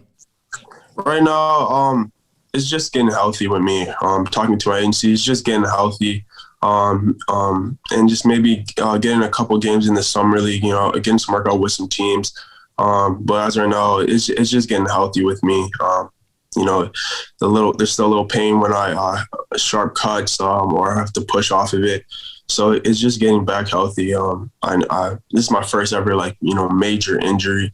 So it's something that I haven't experienced. I wish I didn't experience, but it's a humbling experience, I can also say. And when you're healthy, Devonte, what are your goals in that first at least couple months coming back into the game? Oh, definitely. Just it's always to go to the NBA, and it's always been a goal. Before my injury, I was talking to a lot of teams. A lot of Zoom calls, a lot of measurements, doing a lot of tests, and that's the goal. I'm never going to sell myself short, and it's just I know my rout's going to be different now going through this injury, and I'm okay with that. And it's just taking step by step until I achieve that goal. All right, Devonte, before we let you get out of here, I got our Bear Games questions of the day today that we ask every day on this show. And question number 1 today, if you could let one Big 12 basketball coach give you a haircut, which one would it be? One Big 12 coach.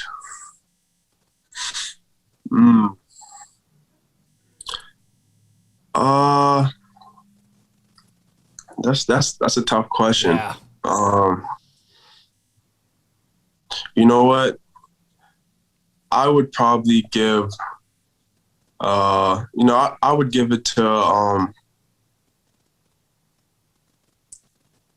the coach from Oklahoma. Oh, Lon Kruger. Lon Kruger's cutting your hair. Yeah, I'll see what he could do. He's old guy. I'll see what type of style he got. What type of what can he do with my hair? Just try it out. Might as well just try it out. He might give me a 70 look. Let's see what you got. Hey, you could rock it. I'm telling you, you rock it either way. Question 2, man. Music Monday? What is your jam today? What are you listening to for your Monday? Well, Drake just dropped a little EP, so that's been in the rotation right now. I just been listening to Lemon Pepper, almost 30 times a day, so that's my go-to song right now. On repeat. That's the same as our co-host. My co-host said the same thing. Last question. We're doing the Big 12 mascot madness, where we're taking all the Big 12 mascots and turning them into real-life creatures. So, today's matchup is a real-life bear, an actual just big old nasty grizzly bear against a cyclone, like an actual tornado. A bear and a tornado are in a fight to the death. Yeah. Who wins that, Devonte? Come on, man. You can't mess with Mother Nature, man. It's a cyclone. That cyclone's gonna pick that bear up, and throw it 80 yards. So There's no way the Bear can win. See, Devonte loves Baylor, but he's not a homer so much that he can't realize Mother Nature's got this one. You can't mess with Mother Nature. You can't. You cannot. Devonte Bandoo, thanks so much for joining the show today, coming on and talking Baylor men's basketball. Man, thank you for having me. Absolutely. Oh, man, that's awesome. Former players that helped build this program into Big 12 champions for the first time in history. Baylor finishes the season 21-1, 13-1 in Big 12 play. They just knocked off Texas Tech in the Ferrell Center on Sunday, earning their 13th Big 12 win of the season, more than any other team in the league, despite playing at least 3 fewer games than all other teams except TCU. They only played 2 fewer than TCU. Baylor finished 11-0 at home, their first undefeated year in Waco since 47-48. That's a long time. If you were a student in 47-48, you'd be like 91 at the youngest right now. Baylor's now the nation's best 13-2 against AP top 25 teams in the last 2 years, including 7-1 this season. That's stupid. 7-1 against top 25 teams this year is unbelievable. They improved to a Big 12 best 28-4 in conference play over the last 2 years. 21-1 start to the year matches last season for the best 22-game record in program history. They are 25-1 at home over the last 2 years, that only loss being the college game day game against Kansas. Baylor has now led by at least 4 points in all 52 games since the start of last season. They built double-digit leads in 20-22 this season. Baylor's now 47-5 since MaCio Teague and Davion Mitchell joined the starting lineup at the start of last year. Teague's 10 made three-pointers, the most in program history in a Big 12 game, tied the overall program record that Lace Darius Dunn set against Morgan State in 2011. There's a bit of a difference in the opponent of a ranked Texas Tech team in Morgan State, although Lace could shoot the heck out of a basketball. Teague had Baylor career-high 35 points, becoming the third different Baylor player with a 30-point game this season. His 35 were the fourth most in program history in a Big 12 game. Had his fourth 20-point game of the year and 27th of his career. He's had 27 20-point games in his career, Maceo Teague, and only 4 this season? Jeez. Vidal finished 45 and 22 in Big 12 play for his career, breaking the Baylor record for Big 12 wins. Previous was A.J. Walton's 39. Vidal, 10 points, 15 boards. First double-double of the year, third of his career. And Vidal, his third game of the season with 15-plus rebounds. Unbelievable game on Sunday. It felt like Baylor and the Ferrell Center would get it done. They did so in emphatic fashion. Again, that was Devonte Bandoo that just joined us, talking about his pride in the program as this team won a Big 12 championship for the first time ever. When we come back, oh man, Timothy Don Jr., Baylor's newest commitment, the offensive lineman from Camden Fairview in the state of Arkansas, joins the show. I'm Drake Toll. Armstrong Sims is not in the void today. He's right here, right now in front of me, and this is Up Tempo. The weekend of the Bears saw Baylor thrive across all sports with dominant wins across the board. Starting on the court, the number 3 men's basketball team blew out Texas Tech on senior night, 88-73, thanks to Maceo Teague's 35 points on a record-tying 10 made three-pointers. The senior shot 10 of 12 from deep and was aided by Mark Vidal double-double. On the women's side, it was a successful road trip to Lawrence with the number 6 Lady Bears taking down the Lady Jayhawks 93-67 ahead of the Big 12 Conference Tournament. To the diamond, the baseball team collected its first 4-game sweep since 2011 with a dominant performance against Memphis at Baylor Ballpark. Jared McKenzie starred on the weekend as the Baylors won 5-4, 9-0, 20-4, and 8-7. Softball claimed a big weekend with a sweep of the Louisiana Tech Invitational, beating the Lady Techsters twice and Tarleton State twice to improve to 10-3 on the year. To tennis, the number 2 Baylor men knocked off number 21 Arizona State 4-0 on Sunday, and the women beat number 29 Texas Tech 4-2 Sunday after falling to number 2 Texas on Saturday. And the acro and tumbling team had their win streak ended this weekend with a tight loss against Oregon and Eugene. And the equestrian team fell to a pair of top 6 opponents in Fresno State and Oklahoma State. I'm Armstrong Sims, and that's all the news that is news in college sports. This has been Armstrong's Minute on SicEm365 Radio's Uptempo. From the first workout to the last practice, sports is an incredible challenge. Hi, this is Dan Ingham with the First National Bank of Central Texas, and we're proud to support each athlete, every parent, and our educators. From families, small businesses, to the biggest industry, we're here to help. With remarkable products like First Free Checking, we've got banking ideas that fuel big dreams. The First National Bank of Central Texas. Familiar faces making local decisions. Member FDIC, Equal Housing Lender. Let Camille Johnson Realtors guide you seamlessly through the process of buying your dream home or selling your current one. Commercial, farm and ranch, or residential, Camille Johnson Realtors can smoothly and successfully lead you through any transaction. With a team of 28 experienced agents who are excited about serving you, Camille Johnson Realtors services the entire greater Waco area. If you're in the market to buy or sell, contact Camille Johnson Realtors, 104 Midway Center in Woodway, or find them online at www.camillejohnson.com. Camille Johnson Realtors, elegant, charming, warm. Welcome home. Bird Culchin Ford has been in Waco since 1936. Ford, the number 1 selling truck in Texas, 43 years running. And Bird Culchin Ford proudly supports high school football in Central Texas. And no better way to tailgate with a Ford than from Bird Culchin Ford. And are there better vehicles to tailgate with than the Ford F-150 or the Ford Expedition? And of course, you can get them new pre-owned Bird Culchin Ford. Our sponsor of the Ford Tough Player of the Week, locally owned dealership. Online at bkford.com at 1701 West Loop 340 in Waco. Bird Culchin Ford.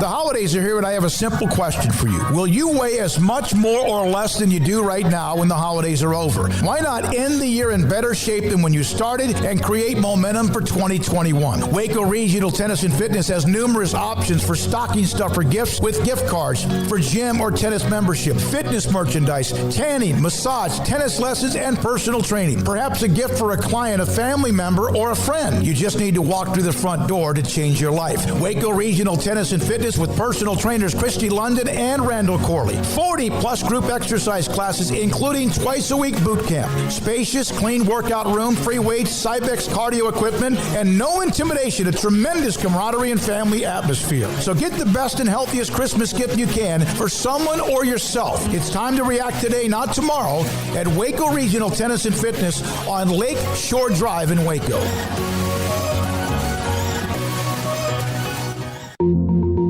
Learning to navigate life in the COVID-19 world has been a struggle, and where and how to get tested has been one of the biggest challenges. Impact Health Labs has your answer. If you need mass testing for your office, church, dormitory, or school, Impact Health Labs is who to call. They will come to you, conduct the testing at your location, and have the test back within 24 hours. Most major insurance accepted, meaning your out-of-pocket cost is low. So no more waiting by the phone for days to find out the results. Impact Health Labs was founded by 3 Army licensed and credentialed medical professionals. They believe in accuracy, efficiency, and doing the job right. Call 254-744-6233 to set up your group screening today. Impact Health Labs, on-site, prompt, and accurate, taking COVID-19 head-on. Again, that number is 254-744-6233 or online at impacthealthlabs.com. Welcome back to Up Tempo on SicEm365 Radio. Welcome back into the Petty Clinic Low T Bears Den. I'm Drake Toll alongside Armstrong Sims today. Happy Monday, folks. Breaking down a big weekend in Baylor athletics. El fin de semana del oso, the weekend of the bear, as there were nearly a dozen athletic programs in competition over the weekend. And some big news. Green light was a go for Coach Juice Johnson, the Baylor offense, Coach Jeff Grimes, Eric Mateos and company. Timothy Don Jr., class of 22 from Camden Fairview High School in Arkansas, offensive tackle at 6'4", 280. But I tell you, when you guys see him 2 years from now, he'll be about 6'8", 315 is what I hear. Timothy, congratulations on your commitment, man. Thank you. You know, coming to Baylor, being in a program like this, I want to know, why Baylor? What is it for you that makes this place the right fit for college? The thing that stood out to me the most was when Coach Mateos first told me it was a Christian school. It really stuck out to me just like that. So I already knew it was the one when I heard that. And tell me, too, not even, from a school standpoint, but football program, talking to the coaches, learning about Baylor and their football, the way this football program conducts itself. What is it about this team, this squad that you really like? The coaches, they welcome me like family. It's just the relationship that I've built with them in these last couple of weeks stood out than the other colleges. And Timothy, too, you had an offer from Kansas, Arizona State, Louisiana Tech on the board. There are plenty of other great football programs and colleges with history that came after you. What was that like, being recruited by some of the best schools in the country? It was awesome. It was a great feeling, a real great feeling. Now, we've got joining us today on the show with Timothy as his high school coach, Jacob Mondin. Jacob, tell us, to have a player, and I'm sure you've seen plenty in your program go on to the collegiate level, but a player like Timothy now going to play football at Baylor, what does this mean for you? It's just, it's just evident to his work ethic and just the amount of time he's put into his body. And you just love seeing a kid that works as hard as he has and his body, and since day one, go forward and have this opportunity. And we couldn't be more proud of him. Jacob, I want to ask you from a build standpoint, just physicality in the trenches. Is Timothy about as big, strong, and aggressive as they come? Yeah, I mean, he's probably the only guy I've ever coached that can play all 5 spots up front, in my opinion. And the thing is, just watching him, through his sophomore and junior year, I mean, the kid just gets better every day. And just watching him, in practice and on game film, he's a finisher and plays nasty and is everything you ask for. I want to know, too, Coach, not just the physical aspect of things, because like we said, I mean, this guy's going to end up being 6'8", 320 by the time he shows up in Waco. From a mental standpoint, the way that he carries himself, the way that Timothy interacts with teammates, walk us through the behind-the-scenes that folks don't get to see. I think the biggest thing is Timothy is a constant learner of the game. He's constantly challenging me as a coach to know more and do more. And the other thing too is just watch him interact with his teammates. They look up to him. He does things right, man. This guy carries a gallon of water with him constantly every day, and that's just stuff that we've talked about in our program. And he's bought into doing all that stuff, and that's why he's different. Timothy, now for you. We've had plenty of recruits here at Baylor that are either great at pass blocking, great at run blocking, but there are so many that only know one or the other. For you, when it comes to scheme or the ability to pass, run block, is there somewhere where you feel most comfortable, or do you feel like you're ready to do it all? I'm ready to do it all. And what do you attribute that to? Walk me through kind of your scheme in high school. What are you guys used to doing? What's your forte when it comes to being a big offensive lineman? Run the ball, get nasty. That's right. Get nasty. I tell you, Baylor has a thing for their players playing aggressive in the trenches. When you hear that, aggressive in the trenches, what does that mean to you? Get physical. Is that something you classify yourself as too? Yes, sir. I love it. And Jacob, that question, I think it goes to you when it comes to aggression. I mean, a guy like Timothy, is he one of those that when another player lines up against him in practice or a game that you don't want to face? Yeah, absolutely. I mean, the thing about it is this guy's a self-competitor, and he, even through practice and through games, he wants to be absolutely perfect, and he competes with himself inside. And just from the blocking standpoint of things, I think he's very skilled in both run blocking and pass blocking. And we can't wait to see him, move forward and absolutely get coached really well at Baylor and do great things. Timothy, the recruiting process, I want to know, when you got that call from the Baylor coaching staff, what was that like? It was an exciting feeling, very exciting feeling. My coach told me on the phone that they were probably about to call me, and I was really excited. Jacob, same question for you. I know the collegiate coaching staffs typically have relationships with high school coaches, or they build those through the recruiting process. What have you heard from the Baylor staff? Man, I think the most impressive thing is Coach Mateos called me and man, we had about a 20-minute conversation and absolutely just got on the same page with this kid and he asked me everything about this kid. I mean, he wanted to know this kid from top to bottom and definitely did his homework on him and like I told him, I said, Coach, I really feel like you're getting a great one here if you can get him. So and it's all worked out. And then, Timothy, for you, who are those coaches on this Baylor staff that you've already gotten to talk to or gotten to know? Mostly everybody, but the ones I talk to the most, Coach Grimes, Coach Mateos, and Coach McQuire. I want to know from you too, Timothy. One of the things that is so exciting about having Jeff Grimes here as the offensive coordinator for those around the Baylor program is he coached a Heisman caliber quarterback. He has offensive line coaching experience. I mean, his resume is unbelievable. And now you get to play for a guy like that. What does that mean to you? Makes me feel like I'm going to achieve a lot throughout the next few years. And you talked about the faith and the culture standpoint of this thing too. What does that Christian faith, Christian culture at Baylor, what does that mean to you? It means a lot. I recently got baptized, probably 4 months ago. I got baptized and changed my life, and I'm glad Baylor's a Christian school. It really stands out to me. And then, Coach, for you, with a player like that, to hear that from your players, I know the culture in Central Arkansas and a lot of those places too, it kind of surrounds that faith aspect, and Baylor plays into that so well. Is that something that sticks out to you when you think about Baylor as a university?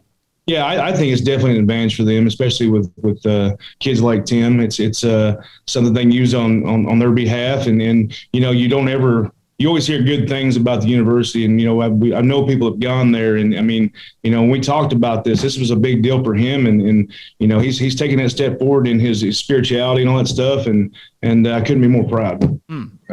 Timothy, not only that, when people talk about a degree from Baylor University, I mean, it's a tier 1 research university, and it's something that's going to follow you the rest of your life. The fact that you went to Baylor, what does it mean to know you're going to a school that values academics so much? makes me feel like I won't have to worry about struggling because they're going to help me no matter what. If I'm struggling with it, they're going to help me. Absolutely. Coach, for you, I'm sure you've seen college talent before, but I want to know, when Coach Mateos called you and you had that conversation, and I don't know if he even asked this, but I'm sure it came up, what sets Timothy apart and makes him different? When it comes to the guys that maybe you've coached before that never made it to the next level, that didn't have that X factor, that edge, what is it that Timothy does have that is different? Man, I think the biggest thing that Timothy has that's different is he's his own guy, and he beats to his own drum. He doesn't buy into the social mumbo jumbo. He's a guy that absolutely going to do it his way. And from day one, he bought in.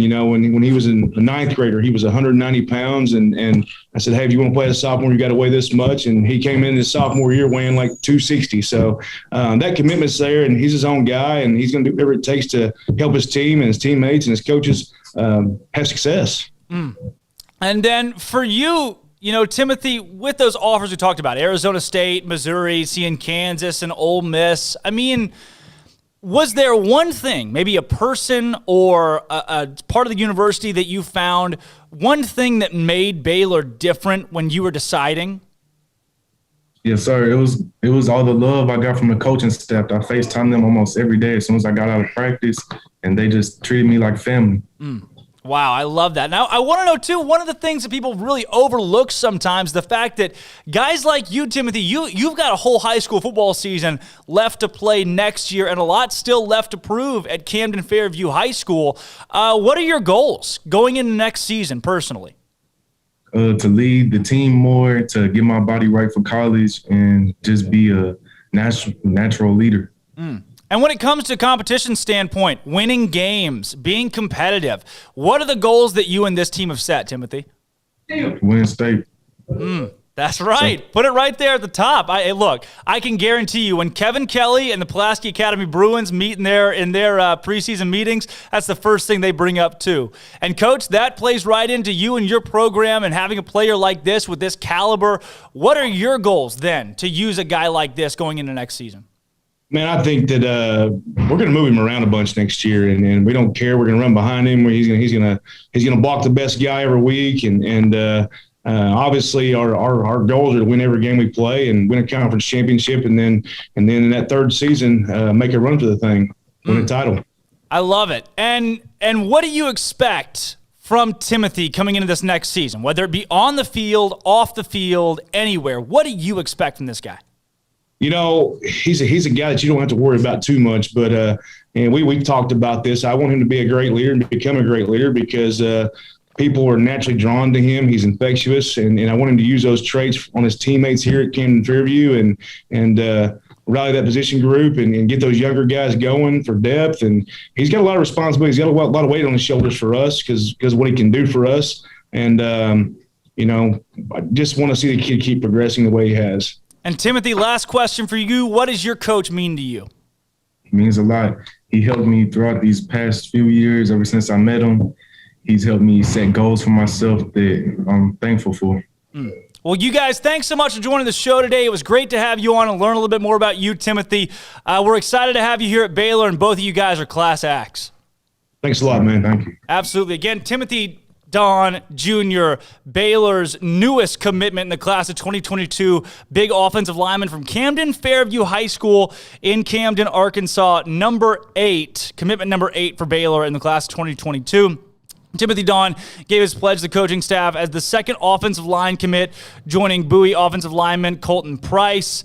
6'5", 280-pound offensive lineman, size and athleticism to play tackle or guard if need be at the next level. And, of course, joining with Timothy, his high school head football coach at Camden Fairview, Jacob Mondin. Those two guys breaking things down for Timothy as he will be a Baylor Bear in the upcoming 2022 football class, the 8th commitment for the university.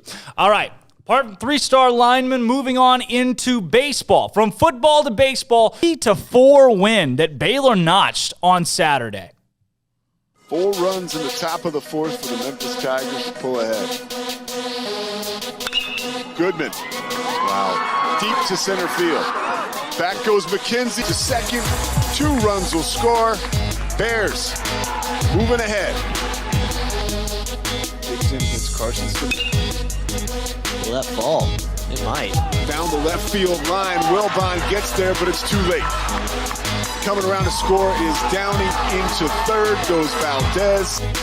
You go to your guys who are struggling for a nice piece of hit and chase. Back up the middle.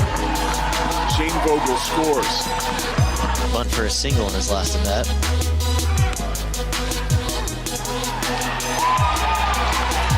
Gun down. Full count, runners at second and third. Downey.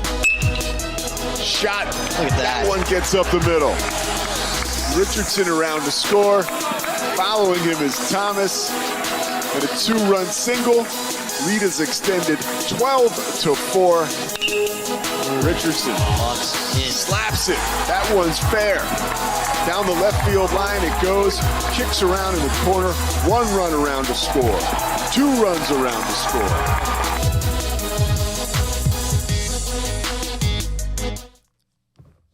Wow. Wow. 20 runs in the game. Baylor outscored Memphis total like 56-17 or something like that. I don't know. It's not exact, but somewhere along those lines over the course of the weekend. And that game's final score, Baylor 20, Memphis 4. Flipping stupid, man. Sunday, well, it happened again. Baylor won again.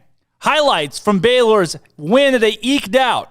8-7, battling a Memphis comeback and triumphing, beating Memphis in the end. Big 12 now on ESPN Plus from high above Waco, Texas. You're getting a look at the Alico building. Soon, you're going to get a look at the Memphis Tigers and the Baylor Bears.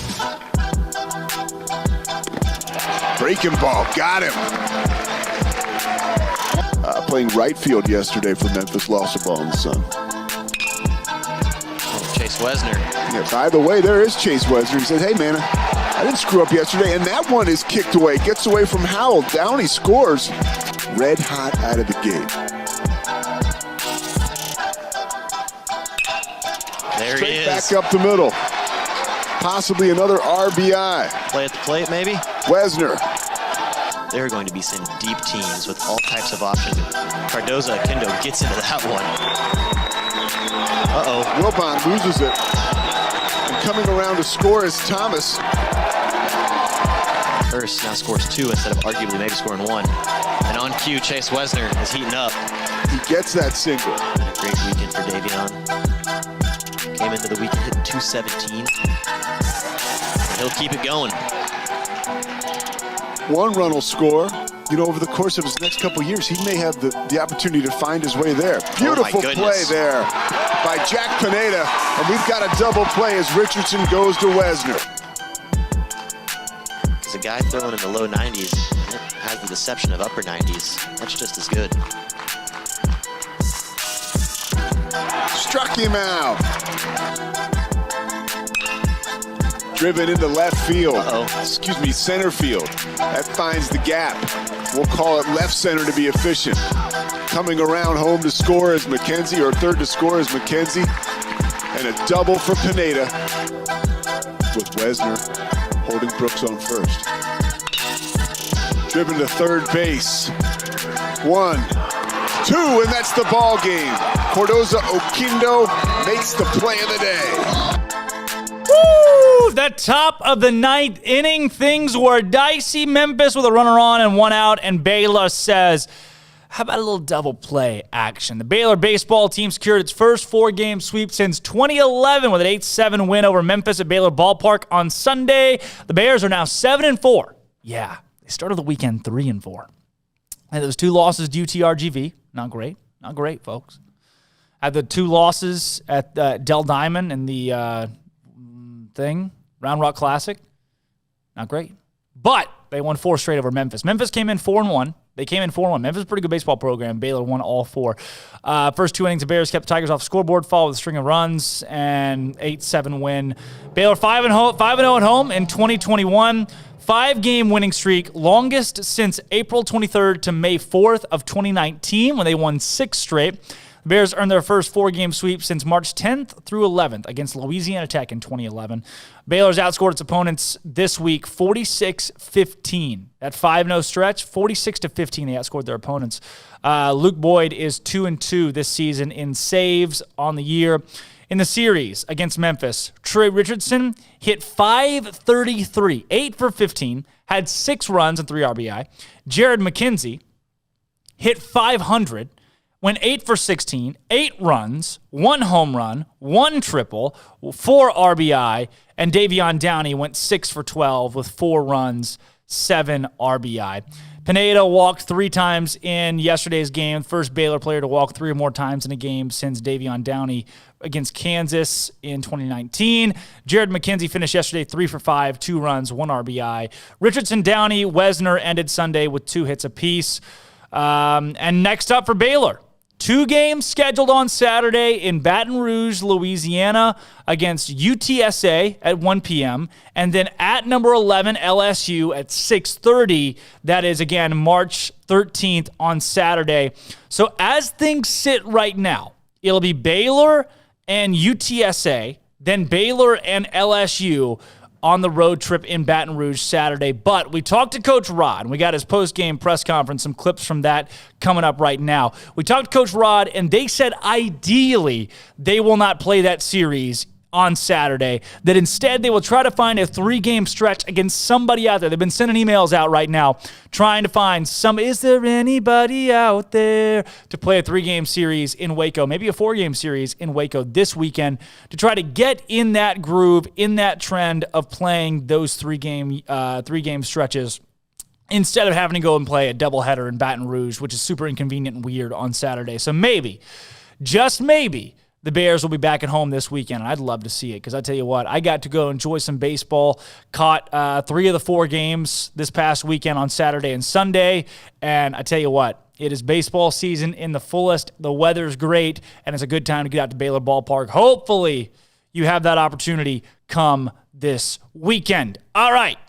Here's Coach Rod, a couple of players from this past weekend's series sweep over Memphis. 4 wins for the old Baylor Bears on top of the Memphis Tigers. Good, Jared. Obviously a good weekend for you guys. How nice is it to play 4 games and get 4 wins? And what do you kind of feel like you guys learned about yourselves as a team this weekend? Yeah, for sure. I think going to play 4 games on a weekend and winning all 4 is really tough to do. To beat anybody 4 times in a row is really hard to do. And so I just think that we kind of pushed those first couple of weekends past us. We learned from them and starting to get the train rolling, which is exciting. There's a lot of talent. Pitchers threw really well this weekend and helped us out. And Jared, you in particular had a really great weekend at the plate. What was your approach? Were you just seeing the ball well? I guess saw the ball pretty well. I just wasn't trying to do too much. As a leadoff guy, just try to see ball, hit ball, and keep it as simple as I can. And the pitch is in the zone. I usually like it. I'm going to go after it and do the best I can to barrel it up. So fortunately, it worked out this weekend, and hopefully we can continue. But there's a long road ahead. You had your first home run at Baylor Ballpark for this season yesterday. How did that feel, and how was it getting teased by your teammates for not hitting 2 like you usually do? I felt good off the bat for sure. I didn't think it was going to go over, but it did, fortunately. And then that second at bat, the ball off the wall, I knew I didn't get it, but I gave it a run for its money, and they gave me some crap for it, so it was good. Hayden, did it feel good to be back out there, and how'd you feel about how it went today? Oh, it felt great. I think I was looking at the calendar, and I think today was 1 day off from being exactly a year since I took the field, and so it's just great to get back out there. And obviously, there's some things that I need to work on, as figured after coming off a year-long pause, but I'm just excited that we were able to go out there and get through 4 innings. I tried to get through 5, but like I told coach in between innings, I said, I want to win the game more than anything. So whatever we need to do to put us in a position to win the game, that's all I cared about. And so for us to go out there and get the 4th win of the weekend, it's not easy to do. And so I'm just proud of our guys and the way we fought. Schedule an appointment safely from home online in minutes at idealmri.com or give us a call, 833-IDEAL-MRI, idealmri.com. Texas Farm Bureau Insurance has protected fellow Texans with auto, home, health, and life insurance since 1952. With more than 260,000 square miles of land and 27 million people, that's a lot to cover. Whether you're wrangling cattle or wrangling kids, we're proud to protect Texans in all Texan ways of life. Stop by and see our agents at one of our 3 McLennan County locations. Coverage and discounts are subject to qualifications and policy terms and may vary by situation. Waco Custom Marketplace is your home for holiday favorites for parties and the time with family. Various specials available in-store and online. A variety of steak gift boxes with 4 ribeyes for $70, 4 bacon wrap fillets for $55, or 4 New York strips for $50, and all come with steak butter. Fall snack box for watching a game or wrapping presents or hosting people at your house, including summer sausage, split horn, and jalapeno cheese and salted crackers for only $35. 2 pieces of lobster tails with herb butter and 2 bacon wrap fillets for $60. Order online or call in advance to ensure availability, or drop by Waco Custom Marketplace at 425 Lake Air Drive. Waco Custom Marketplace has a full-service butcher shop for customized orders or cuts of your favorite steaks or beef tenderloin or specially ordered prime rib roast. Plus, what you want with pork, poultry, seafood, and more. Waco Custom Marketplace, 425 Lake Air Drive in Waco, or WacoCustomMarketplace.com. Welcome back to Up Tempo on SicEm365 Radio.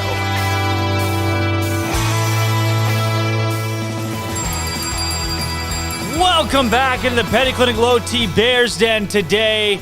Remote shows no longer. We are back in studio here, 101 Elm Street. Drake Toll, Armstrong Sims, and joining us as always, Matthew Postins, who is still remote, unlike us. You've still got the headset, the headphones, and the remote location set up.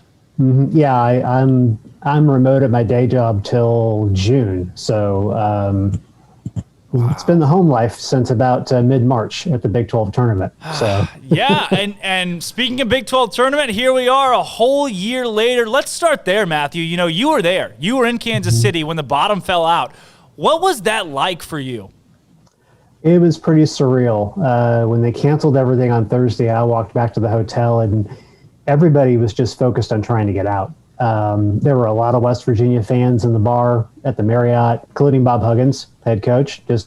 They're waiting to get their charter gassed up to get back to Morgantown. And I decided to stay until Saturday. I wasn't leaving till Saturday morning anyway. So I just decided to go ahead and stay. And that Friday, that day after, downtown was basically a ghost town. They had broken everything down for the women's tournament, which is, if you're not familiar with Kansas City, the auditorium's right across the street from the Marriott. So that's where the women's tournament is.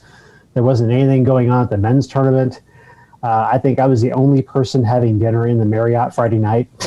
Wow. It was very surreal. The world absolutely changed those couple of days. And I'm glad we have a tournament to play this week, even though I won't be there. I'll be able to watch it on TV and cover it from here. And obviously, it's funny. Baylor was a big player in the Big 12 tournament last year. So was Kansas. They were the top 2 seeds, and here we are. Baylor's number 1, and Kansas is number 2. The only thing that's different is they flipped. I want to ask you, here's what I want to start with this year's tournament, Matthew. It seems like it is. Oklahoma got stuck at the kids' table. You've got Kansas State, TCU, Iowa State. Somebody, a tournament team, top 25 caliber team, had to get stuck at the bottom of the Big 12 tournament bracket. They're in that seven hole, and they're not playing great basketball right now. Do they have maybe the most to prove out of any team in this tournament? I think they certainly need that win on Wednesday, and you're playing Iowa State, so they probably should win that game. I would disagree with the fact that they're not playing well. They've lost their last 4 games, yes, but they've lost all those games by 5 points or less. So they've been in all those games. Take out the loss to Kansas State. 2 losses to Oklahoma State, 1 loss to Texas, 2 teams that are playing extremely well right now.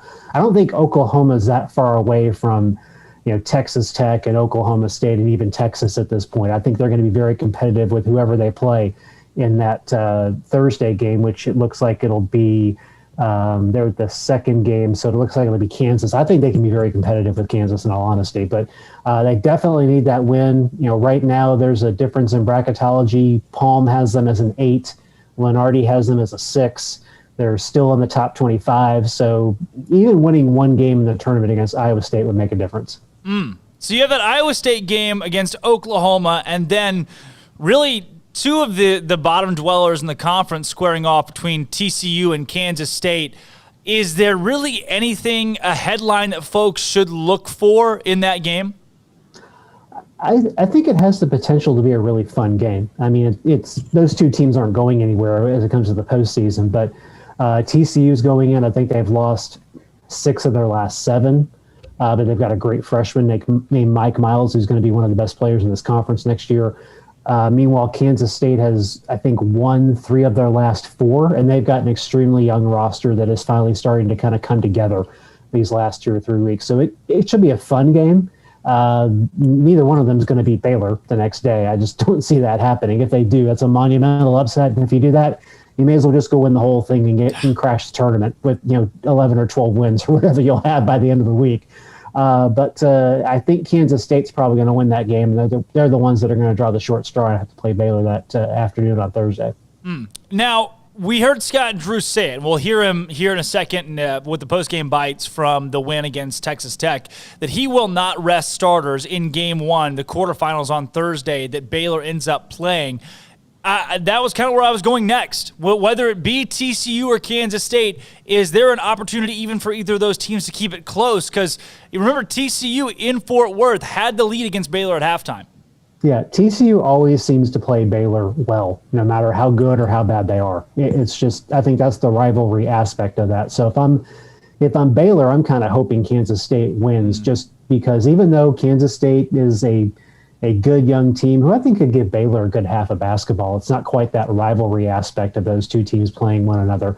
As for sitting his guys, they looked great last week. I mean, I don't think there's any reason to, unless you just want to give them a blow at the end of the game once you've got it in hand. But the way they played this past week, playing Tuesday, Thursday, Sunday, they look like themselves again. So I think at this point in the year, you're going into the Big 12 tournament, you're going into the NCAA tournament. You really don't rest anybody at this point.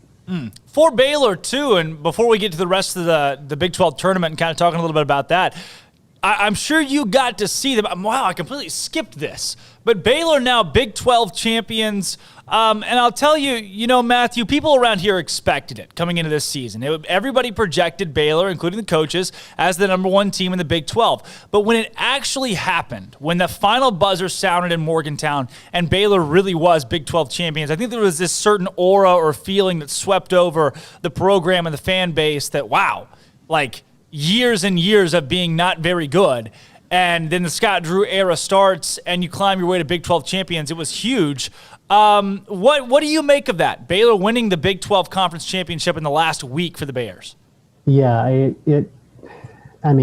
went to a Baylor game the first year Scott Drew was there. It wasn't in the Ferrell Center. It was actually at UNT in Denton. That was after the Dennehy murder. That was after the Dave Bliss sanctions. I mean, I'm not sure I've seen a basketball program that was underground the way Baylor was when Scott Drew took over, to the point where I was thinking to myself, why in the world would you want this job? Honestly. And they looked bad that year. UNT beat them by 6 on the road. I think they won 8 games that year, and it took Scott Drew a long time to get them back to being respectable. And now to see them winning a conference championship for the first time in 7 years, as good as Baylor has become, the fact that it's their first conference championship in the Big 12, A, shows you how big the hill was that they had to climb, and B, just how dominant Kansas is in this conference year in and year out. So, if you're a Baylor fan, go ahead and feel all the feelings, because this is a really special opportunity and a special team and a big chance, the best chance this program's ever had to get to the Final Four and maybe even win a national championship. Matthew, one of the kind of the number for me of the last week. The youngest person alive right now that was a student the last time Baylor won a conference championship, they're 88 years old today. 88 years old. So it's been that long. But I want to, as well, before we continue the Big 12 tournament talk, Scott Drew. What does this say about Scott Drew?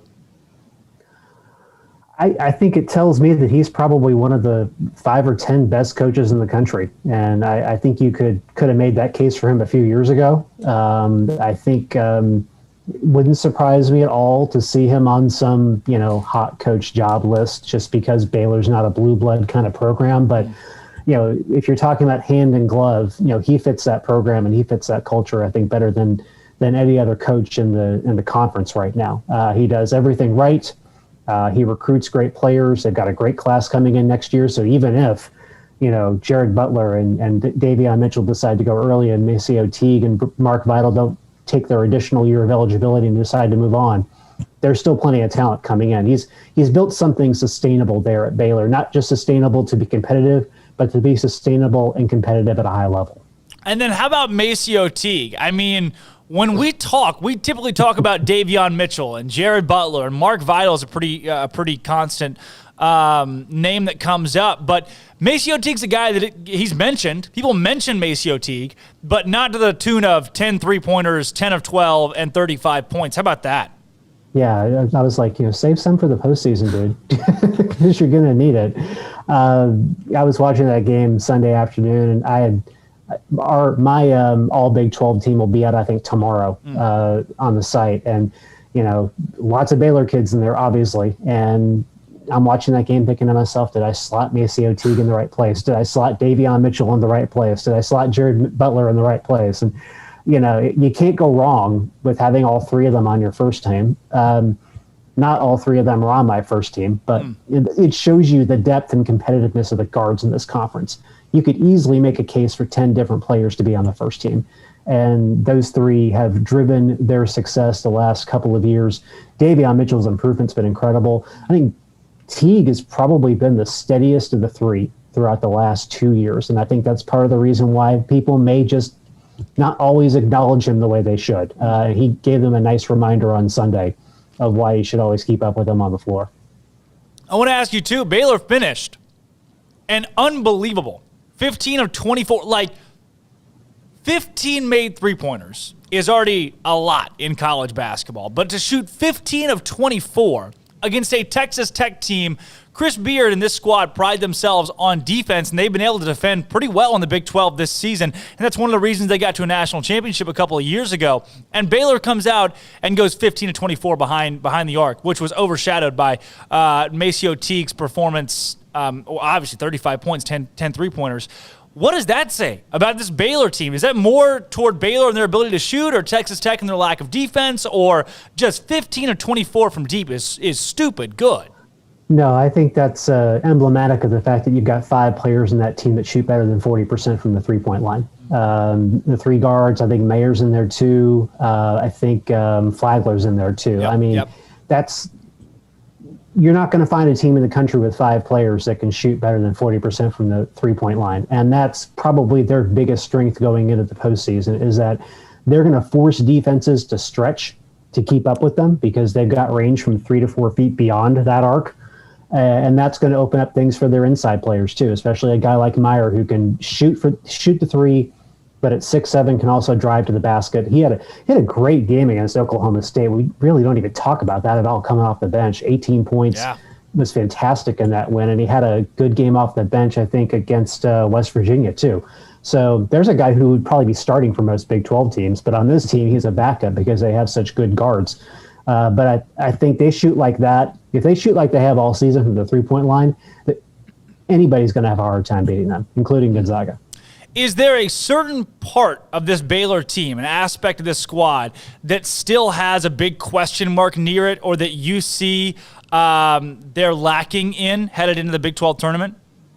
I always worry a little bit about their inside guys just because they're not your quote-unquote typical inside guys. I mean, if you compare them to the guys at Gonzaga, Drew Timme, and those big guys, I mean, they're a different style of big guy than Chama Chachua and Flo Thamba. But I mean, as athletic as this team is overall, they don't do a lot of posting up. They don't do a lot of set plays for them. It's mostly go to the basket, grab the rebound, defend, get the points where you can. So, it's a minor quibble when you compare it to a team like Gonzaga. But if those two teams end up getting to play one another in the national championship game, that's going to be a matchup a lot of folks are going to focus on, because Gonzaga's big guys are a different style of big guy than what Baylor has inside.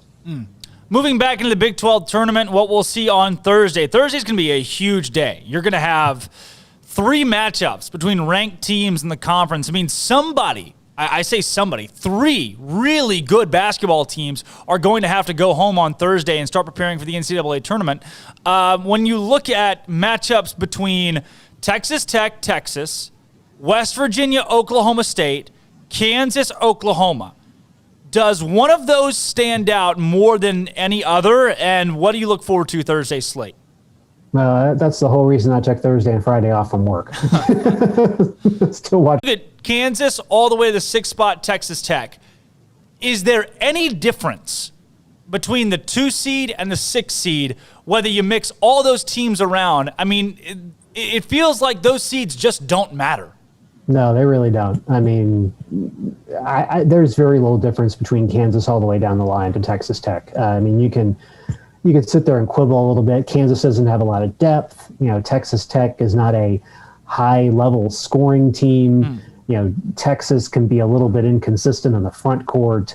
West Virginia can be a little bit, inconsistent when they don't have Derek Culver on the floor. I mean, minor quibbles here and there between those 6 teams, but you could shuffle them around and it wouldn't make much of a difference at this point. No, it's so wild to me that there really wasn't any playing for seeding, because if you get the 4 seed, well, then you're playing Oklahoma State. But then if you get the 2 seed, well, you're still playing a team like Oklahoma. Well, if you get the 6 seed, you're playing Texas. I mean, there's really no breaks in this tournament. So when it comes down to Thursday's games, the quarterfinals, into the semifinals, do you have 4 teams that you see right now making it into Friday's slate? Assuming the teams that I think will win on Wednesday win, I think it's West Virginia, Baylor, Oklahoma, and Texas. What do you with that Oklahoma game too? Kind of walk me through that. What do you see in Oklahoma, Kansas? It's the depth. Kansas has 5 starters that play at a high level, but you just saw them struggle with UTEP. And I don't know if that was a concentration issue or if that was a sign of things to come. And like I pointed out earlier, Oklahoma, 4 losses in a row, but all those losses, 5 points or less. Brady Manick is playing much better. They can go 2-3 deep on their bench and not lose much. They've got several great 3-point shooters in Reeves, Gibson, Harmon, Manick. They can stretch the floor in a way that Kansas may not be able to deal with. I think they have the goods to win that game and make it an upset. And I don't think they wouldn't mind getting another shot at Texas since they split their season series. So that's the one that I look at and go, I think Oklahoma could pull that off. So Oklahoma, West Virginia, and then Baylor, West Virginia, Oklahoma, and Texas. If I'm a Baylor fan or anybody associated with the program, I'm worried about either West Virginia or Oklahoma State. I mean, both of those teams are good teams. I'm really, really worried about West Virginia. Is there a scenario? Do you think even that West Virginia takes out Baylor in the semifinal and the Bears start preparing for March Madness a little bit early? I think it's possible. I mean, that game in Morgantown was an overtime game. Yeah. I mean, it wasn't like West Virginia came out and laid an egg. They played well in that game. And when you think about the fact that they'll go back to their regular rotation for the tournament where Taz Sherman's coming off the bench, they'll put Sean McNeil back in the starting lineup. They've got all the goods they need to be competitive with Baylor. Their guard play is not quite at Baylor's level, but it's comparable. Between McBride and Sherman and McNeil, they've got some really good weapons there. And as long as Culver can stay out of foul trouble, and the thing is with Huggins, you can see the pattern. Get Culver 2 fouls early, he'll pull him, and he'll keep him on the bench the rest of the game because he doesn't want him to be in foul trouble in the second half. So if you're Baylor, if I'm Scott Drew, beginning of the game, here, Jared, Maceo, whoever, drive to the basket, draw contact, Make him get his 2 fouls and put him on the bench because they're a different team without him inside. Asavoyan's a nice player, but he doesn't create offense for himself. And that's a big difference inside when you're playing 4 guards. So then moving into your Final Four of the Big 12 and all the way into Saturday's championship game between, what will be 2 juggernauts, one can only assume. One of the things that is interesting to me and kind of stands out to me with Big 12 tournament champions, we heard the stat thrown out there. No team from Texas has won the Big 12 tournament championship. Never happened. No team from Oklahoma has done it. No team from West Virginia has done it. But the way that you have your Final Four in the Big 12 set up, that will somebody from some different state is going to end up pulling this thing off, which I think is going to happen this season. Do you see Baylor in the Big 12 championship? If so, against who? First of all, I think I have to correct you. I think Oklahoma State won 3 straight Big 12 tournament championships back in the early odds. But you're just talking about Oklahoma. Oklahoma has not. One or the other has won 3 in a row. I know that. Baylor and Texas. I think it'll be those 2 in the championship game. I think the way that Texas played this week, their front court finally got, I don't know if they had to get shock paddles on them or whatever, like you're trying to resurrect a patient, but their front court finally got moving again this week between Greg Brown and Jericho Sims and Kai Jones. And when all 3 of those guys are working well with their guards, they're really hard to deal with. So I don't think Oklahoma ultimately will be able to handle them in a semifinal game, especially the way Texas has been playing last week. So Texas and Baylor in the championship game, and in that scenario, I would take Baylor just because I think at this point Baylor's just a better team. They're going to figure out a way to handle the front court and make it difficult for Texas to get to the basket. And again, Texas has good 3-point shooters, but they aren't as consistent as Baylor's are. If they get hot, it's going to be a fun game. But Texas, if they're not shooting well from the 3-point line, they're going to have a hard time keeping up. I'm glad you're here, Matthew, because you were exactly right. Oklahoma won 3 straight from 0-1 to 0-3. Hollis Price was the MVP of 2 of those games. And then Tony Allen was the MVP for Oklahoma State when they won 2 straight in 0-4-0-5. So that was thrown out yesterday in the press conference that a team from Oklahoma had never done it. I guess it's Texas and West Virginia, and that's a legitimate possibility. But in your scenario, Texas-Baylor, somebody from the Lone Star State is going to have to do it for the first time in the Big 12 tournament, and of course Baylor fans have their fingers crossed that it ends up being the Bears. One of the questions I want to ask you from a national standpoint, national scale, say Baylor does end up losing in the semifinals of the Big 12 tournament, and a team like Illinois or Michigan goes on to win the Big 10 championship, the Big 10 tournament. Do you think one of those 2 teams will jump into that number 2 overall seed ahead of Baylor if the Bears lose in the semis? I suppose it's possible. I think it kind of depends if Illinois and Michigan meet in the Big 10 championship game, which I haven't looked at their bracket, but I think that's a possibility. I would imagine that if Baylor were unable to win the Big 12 tournament and one of those 2 teams you named did win the Big 10 tournament, I could see the committee flipping them into the number 2 overall seed, which there's not a lot of difference there because you're still going to be on the opposite side of the bracket from Gonzaga, whether you're the number 2 overall seed or the number 3 overall seed. The thing you want to avoid if you're Baylor is being that number 4 overall seed, because then that's a national semifinal game against Gonzaga if things go to pattern. So I don't think that's going to impact them from being a top 3 seed if they lose in the semifinal. And then Matthew, the closer we get to tournament time, the closer we get to this thing being a reality, the more real it becomes. But as things sit right now, do you foresee this thing as being Baylor-Gonzaga when it's all said and done? I think it's a really strong possibility. It's just both of these teams they've been at a high level all season. Gonzaga got their COVID pause out of the way in December. They had 3 or 4 games that were postponed. They had a lot of problems with COVID in November and December, and they're past that now. Baylor now looks like itself after its 2.5-week pause. I just don't see a lot of reason why they can't handle any team that might be thrown at them in this tournament. It's not to say in a 1-game scenario, either one of them might not lose, but they have everything they need to get to the Final Four and get to the national championship game. It's just going to be a matter of them continuing to play at this sustained high level for the next 3 weeks so they can get there. Illinois, really good. Michigan, really good. West Virginia could be a player in this, to be perfectly honest with you. But, they didn't drop that far on the poll this week. They're still a top 10 team, even with losing to Baylor and Oklahoma State.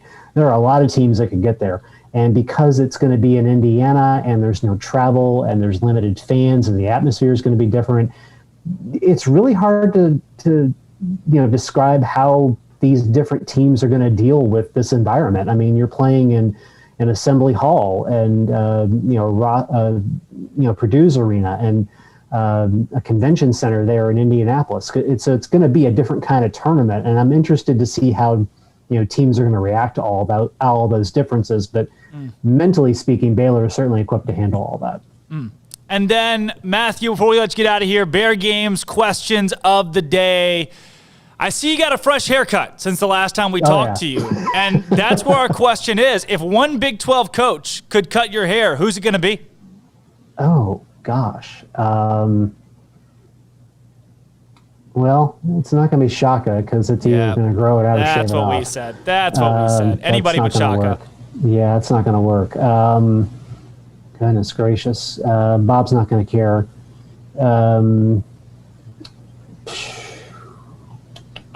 I'm probably going to have to choose Scott Drew, actually. I think Scott always seems to care about doing a good job, even with the little things. So I would think he'd probably want to do a good job. Yeah. I mean, I'm an easy cut, though. I'm not asking for much from the barber when I go get my hair cut. So Drew wouldn't have a hard job, but I think he'd be the one that would be the most likely to give something that minute that much care. Yeah, I like it. Scott, and he'd do it with a smile on his face the whole time. Yeah, probably so. He'd probably try to recruit you, too. And it would work. It would work. Question number 2 today. What's your Music Monday jam? What have you been listening to? Oh, gosh. I have not been listening to any music today, just because I've been really busy. But let's see, what was the last thing I was listening to? I was listening to the Chicks, their Essentials on Apple Music. Wow. Kind of throwing back a little bit. That's my mom's favorite band, so I just got to say that I'm partial. I am on board with that. I know a little bit of Wide Open Spaces. And then a bear and a cyclone and the Big 12 mascot madness. Come on. It's a whole tornado against a grizzly bear. You've got to go tornado, right? It's going to be the cyclone, yeah. It's going to be the cyclone. I'm sorry to say, Bear's not going to be able to handle that. No way. Matthew Postins, Heartland College Sports, thanks for joining us as always, breaking things down across the Big 12. Always great to have you on. All right, thanks. Appreciate it. See you, man. Oh, my goodness. Baylor, come on. Big 12 championship. The tournament. It's March. Gosh dang, man. Inject that in my veins. Tournament time. There's nothing in sports cooler. There's nothing like March in college basketball. Because it's a month. It's 4 weeks. Absolutely of nothing. Madness. Yeah. I'm Drake Toll. It's Armstrong Sims. When we come back, Scott Drew. Maceo Teague. Mark Vidal. They're going to talk to us. They're going to talk to us. They're going to talk to us. This is Up Tempo. The weekend of the Bear saw Baylor thrive across all sports with dominant wins across the board. Starting on the court, the number 3 men's basketball team blew out Texas Tech on senior night, 88-73, thanks to Maceo Teague's 35 points on a record-tying 10 made three-pointers. The senior shot 10 of 12 from deep and was aided by Mark Vidal double-double. On the women's side, it was a successful road trip to Lawrence with the number 6 Lady Bears taking down the Lady Jayhawks 93-67 ahead of the Big 12 Conference Tournament. To the diamond, the baseball team collected its first 4-game sweep since 2011 with a dominant performance against Memphis at Baylor Ballpark. Jared McKenzie starred on the weekend as the Baylors won 5-4, 9-0, 20-4, and 8-7. Softball claimed a big weekend with a sweep of the Louisiana Tech Invitational, beating the Lady Techsters twice and Tarleton State twice to improve to 10-3 on the year. To tennis, the number 2 Baylor men knocked off number 21 Arizona State 4-0 on Sunday, and the women beat number 29 Texas Tech 4-2 Sunday after falling to number 2 Texas on Saturday. And the acro and tumbling team had their win streak ended this weekend with a tight loss against Oregon and Eugene. And the equestrian team fell to a pair of top 6 opponents in Fresno State and Oklahoma State. I'm Armstrong Sims, and that's all the news that is news in college sports. This has been Armstrong's Minute on SicEm365 Radio's Uptempo. From the first workout to the last practice, sports is an incredible challenge. Hi, this is Dan Ingham with the First National Bank of Central Texas, and we're proud to support each athlete, every parent, and our educators. From families, small businesses, to the biggest industry, we're here to help. With remarkable products like First Free Checking, we've got banking ideas that fuel big dreams. The First National Bank of Central Texas. Familiar faces making local decisions. Member FDIC, Equal Housing Lender. Let Camille Johnson Realtors guide you seamlessly through the process of buying your dream home or selling your current one. Commercial, farm and ranch, or residential, Camille Johnson Realtors can smoothly and successfully lead you through any transaction. With a team of 28 experienced agents who are excited about serving you, Camille Johnson Realtors services the entire greater Waco area. If you're in the market to buy or sell, contact Camille Johnson Realtors, 104 Midway Center in Woodway, or find them online at www.camillejohnson.com. Camille Johnson Realtors, elegant, charming, warm. Welcome home. Bird Culchin Ford has been in Waco since 1936. Ford, the number 1 selling truck in Texas, 43 years running. And Bird Culchin Ford proudly supports high school football in Central Texas. And no better way to tailgate with a Ford than from Bird Culchin Ford. And are there better vehicles to tailgate with than the Ford F-150 or the Ford Expedition? And of course, you can get them new, pre-owned Bird Culchin Ford. Our sponsor of the Ford Tough Player of the Week, locally owned dealership. Online at bkford.com at 1701 West Loop 340 in Waco. Bird Culchin Ford.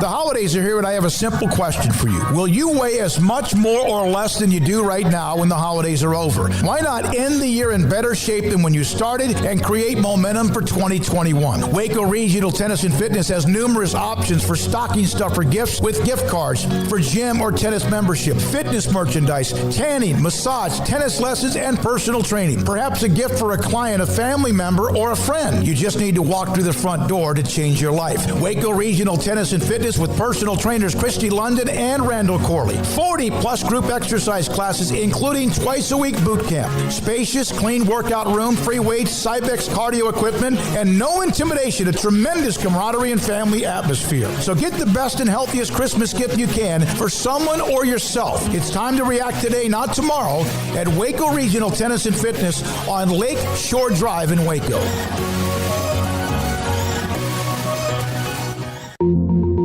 Learning to navigate life in the COVID-19 world has been a struggle, and where and how to get tested has been one of the biggest challenges. Impact Health Labs has your answer. If you need mass testing for your office, church, dormitory, or school, Impact Health Labs is who to call. They will come to you, conduct the testing at your location, and have the test back within 24 hours. Most major insurance accepted, meaning your out-of-pocket cost is low. So no more waiting by the phone for days to find out the results.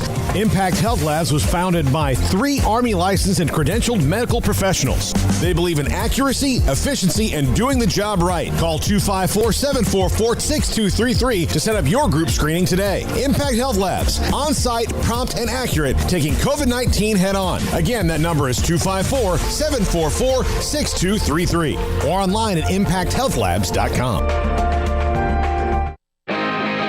Welcome back to Up Tempo on SicEm365 Radio.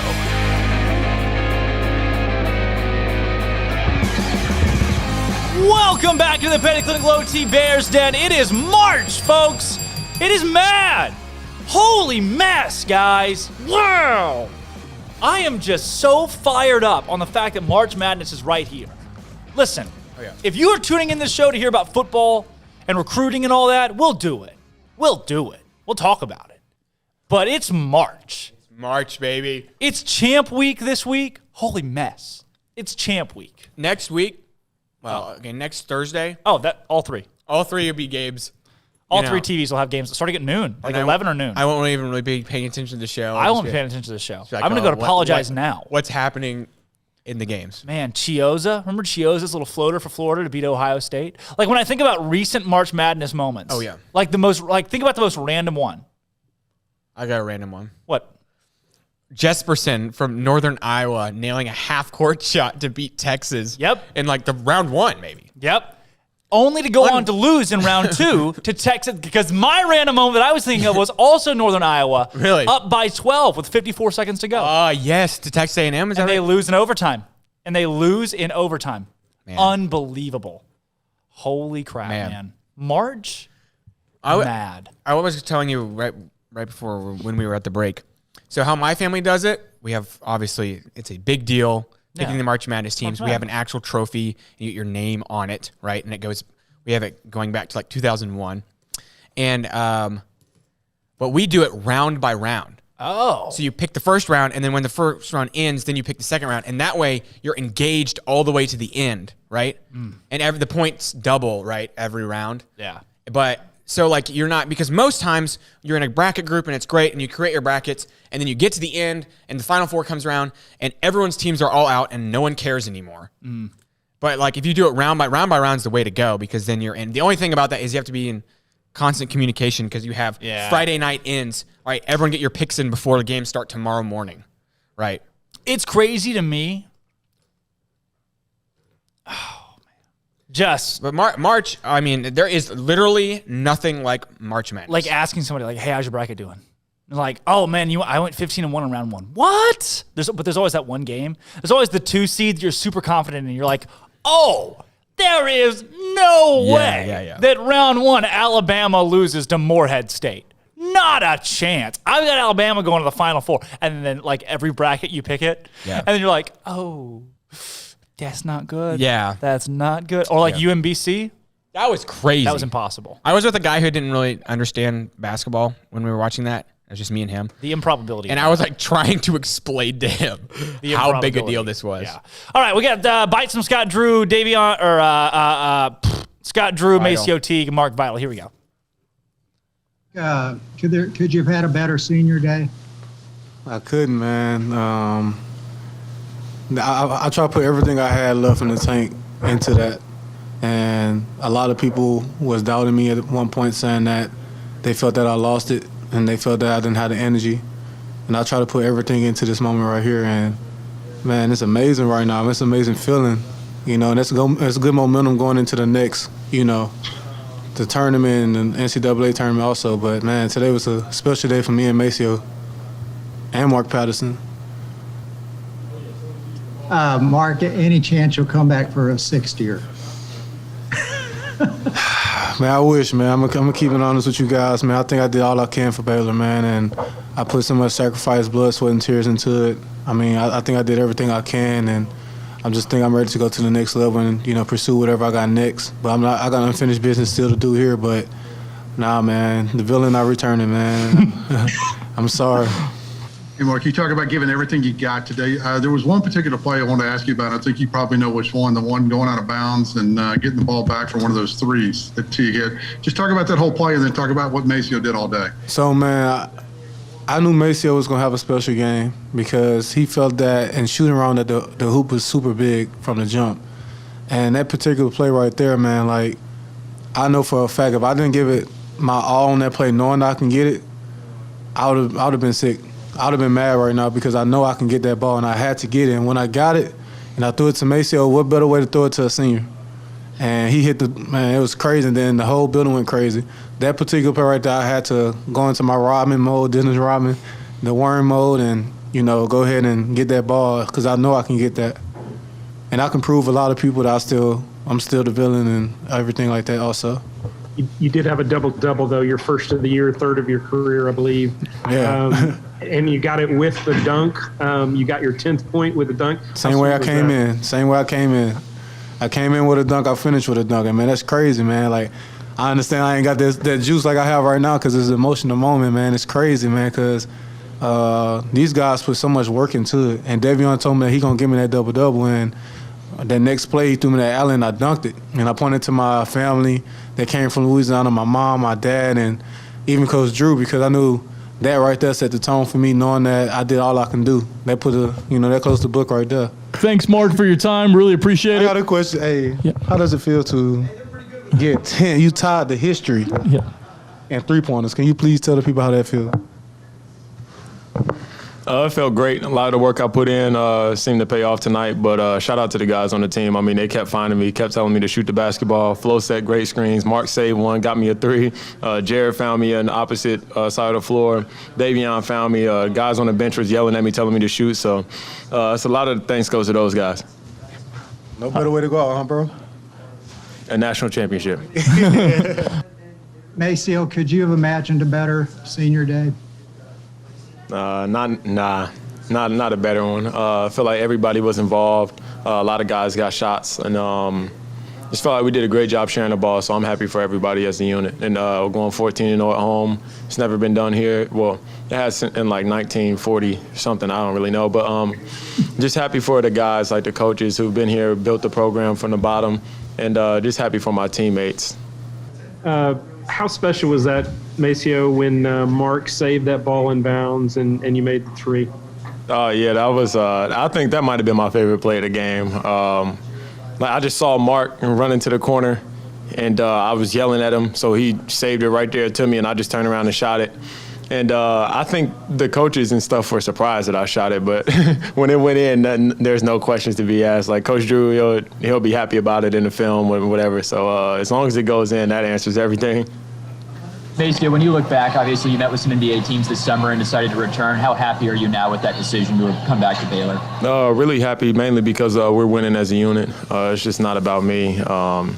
It's about the entire team, and just really happy with my decision that you see my shirt is the champion. So we obviously won a lot, and I'm happy that we're winning so far. And you are still building it, but what do you see the legacy of this senior class is going to be once you guys are gone? Hopefully one of the best senior classes to ever come through here. I don't want to say the best. I mean, people argue about who's the best all the time, but that's subjective to your opinion. And we just want to leave an impact and maybe help bring recruits in the following year, make Baylor like the place to be, like a cool place to be. We want to keep prospects coming into Baylor because it's a successful program. Well, senior nights are always nervous times for coaches because you know it's the last time your seniors are going to be on the court and it's their last memory, and you want to make it a great one. And I tell you, if you wanted to draw it up, you couldn't draw it up any better than Maceo going 10 for 12 from 3, scoring 35. Mark Vital with 10 points, 15 rebounds. That's what seniors are supposed to do on senior night, and I know our coaching staff's really happy for them. Scott, how fun was that, having that ceremony and just the whole thing out there? Well, we've been second several times, and it's sure nice to be first and see the guys be able to celebrate from all their hard work. As you know, we've been in the conference tournament finals, championship 3 times, seen the other teams celebrate. We finished second, I think, 3 times in the regular season, seen other people have a chance to celebrate, and it's nice that we finally had our turn. Did you think it was kind of fitting that both Maceo and Mark had that kind of senior day? Yeah, no question. I couldn't draw it up any better. That had to be a God thing. So to see both of them, and especially Mark with his jaw and the swollenness and the tenderness to be able to compete and play at such a high level. Next question from Jerry Hill, Baylor Bear Insider. Scott, that focus that you've had, after you clinch it to come back and win these couple of games, what does that say about this team and maybe about the seniors that they were able to stay focused even with everything kind of decided?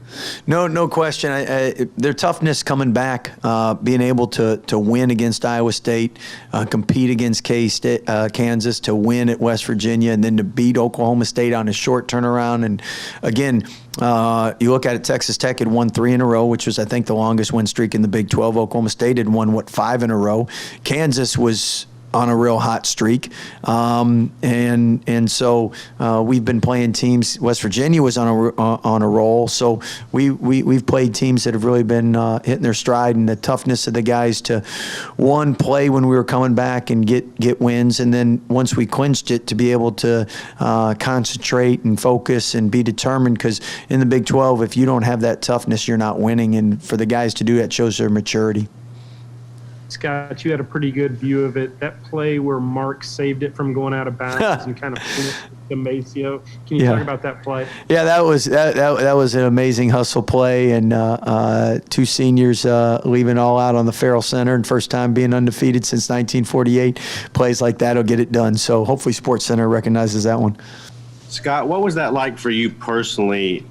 You know, the whole celebration. You talked about how neat it was for your players, but just to stand on top of that ladder in the middle of the Ferrell Center and looking at it, all that confetti and everything, and snipping those, what were the emotions like for you? Well, definitely a lot more excited for the players being able to celebrate it, and the fans and everybody else getting up there. I'm scared of heights, so I really don't like being up on that ladder. But just to see everyone else happy, that's what makes me the happiest. And again, all their hard work. I'm so glad it paid off. Was there any moment that stood out to you, something someone may have said, or something that especially made you kind of sentimental? Or I've been emotional all day, so I was just praying God help me to keep it together, because every time you think about what these guys have achieved and what they've done for our program, you tend to get emotional. So I really was leaning on him today to just stay focused, and because Texas Tech's an unbelievable team, which we know, and they're not going to go away, and they're not going to beat themselves. So it took a performance of 63% from three, and our guys playing at their best to get the win. You're now 5 games back from the COVID pause. There was that talk about his 3 games, what's necessary to get back. How do you feel like you all are playing compared to pre-COVID pause now? I think defensively we're still not where we're capable, but obviously no one's going to argue with shooting 15 for 24 and scoring 88 points against Texas Tech. I mean, that normally it takes 2 games to do that. So obviously offensively we're flowing. Defensively, I think we can still get better. And remember, when you take those 3 weeks off, everyone else gets better, you get worse. And the defensive part of things, there's a lot of times where just the communication and rotations and being on point with that, the more we get a chance to rep things. And we haven't had much practice since we've been back. That's been, as you know, it's basically games. So at some point we'll get a couple practices in where we can really hopefully get us back to being the elite defensive team we are. And we're good, but I know we're capable of being better. Scott Drew said it. Games. It's March, baby. Big 12 tournament coming up on the cusp. It starts on Wednesday with Oklahoma and Iowa State, TCU, and Kansas State. That was Scott Drew, Mark Vital, Maceo Teague. Maceo Teague got just a stupid game. 10 of 12. Baylor as a team made 15 three-pointers, and they only shot 22. Unfreaking believable basketball, folks. Right in front of your eyes. 15 of 24, I'm sorry. Question of the day tomorrow is going to be, if Baylor loses in the Sweet 16, does that just ruin March for you? And the answer is yes. March is canceled. March Madness is canceled if Baylor loses in the Sweet 16. Does March lose a little bit of luster for you if Gonzaga loses in the Sweet 16? Yes. No. Oh, I will cry. I cheer against every possible threat. I can be an emotional person, right? Why would you cheer for Gonzaga? Because I want to play them in the national championship. You're just asking for bad things to happen. But I want You're just begging. I want all the 16 seeds to make it, and then so it's Baylor and all the 16 seeds in the Final Four. That's my ideal situation. Really? I don't want to leave nothing up to chance. I want Gonzaga. I really do. I want Gonzaga in the national. You're crazy. I mean, you might get it. You'll probably get it. I would rather lose but you're crazy. To Gonzaga in the national championship game No. than beat an 11 seed. No. Yeah. No. I would rather make it the magnitude of the championship game with a team like Gonzaga.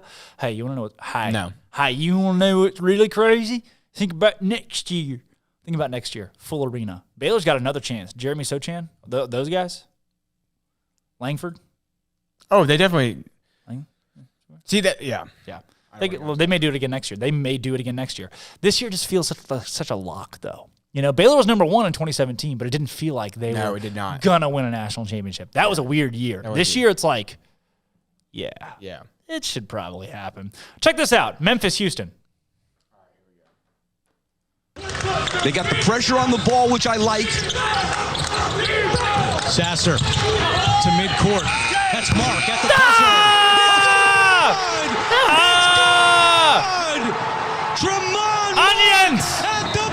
Say it. Say it. This is March Madness, baby. That's what happens. Ah, onions. God bless America. Looks up, driving in, Mary for the win. He went to class the next day. Gets to go. Maybe some major onions. Ezra catch to the right corner. The jumper from Moore. Oh, yes! Onions! Wow! Onions! 7 seconds to go. Onions! Three-pointer. Onions! Onions! Gives it up. Far side. Hunter hits the three to tie it. Good minute to free throw line. Jumper. Onions! Here comes the All-America. Morrison. 6. Adam Morrison.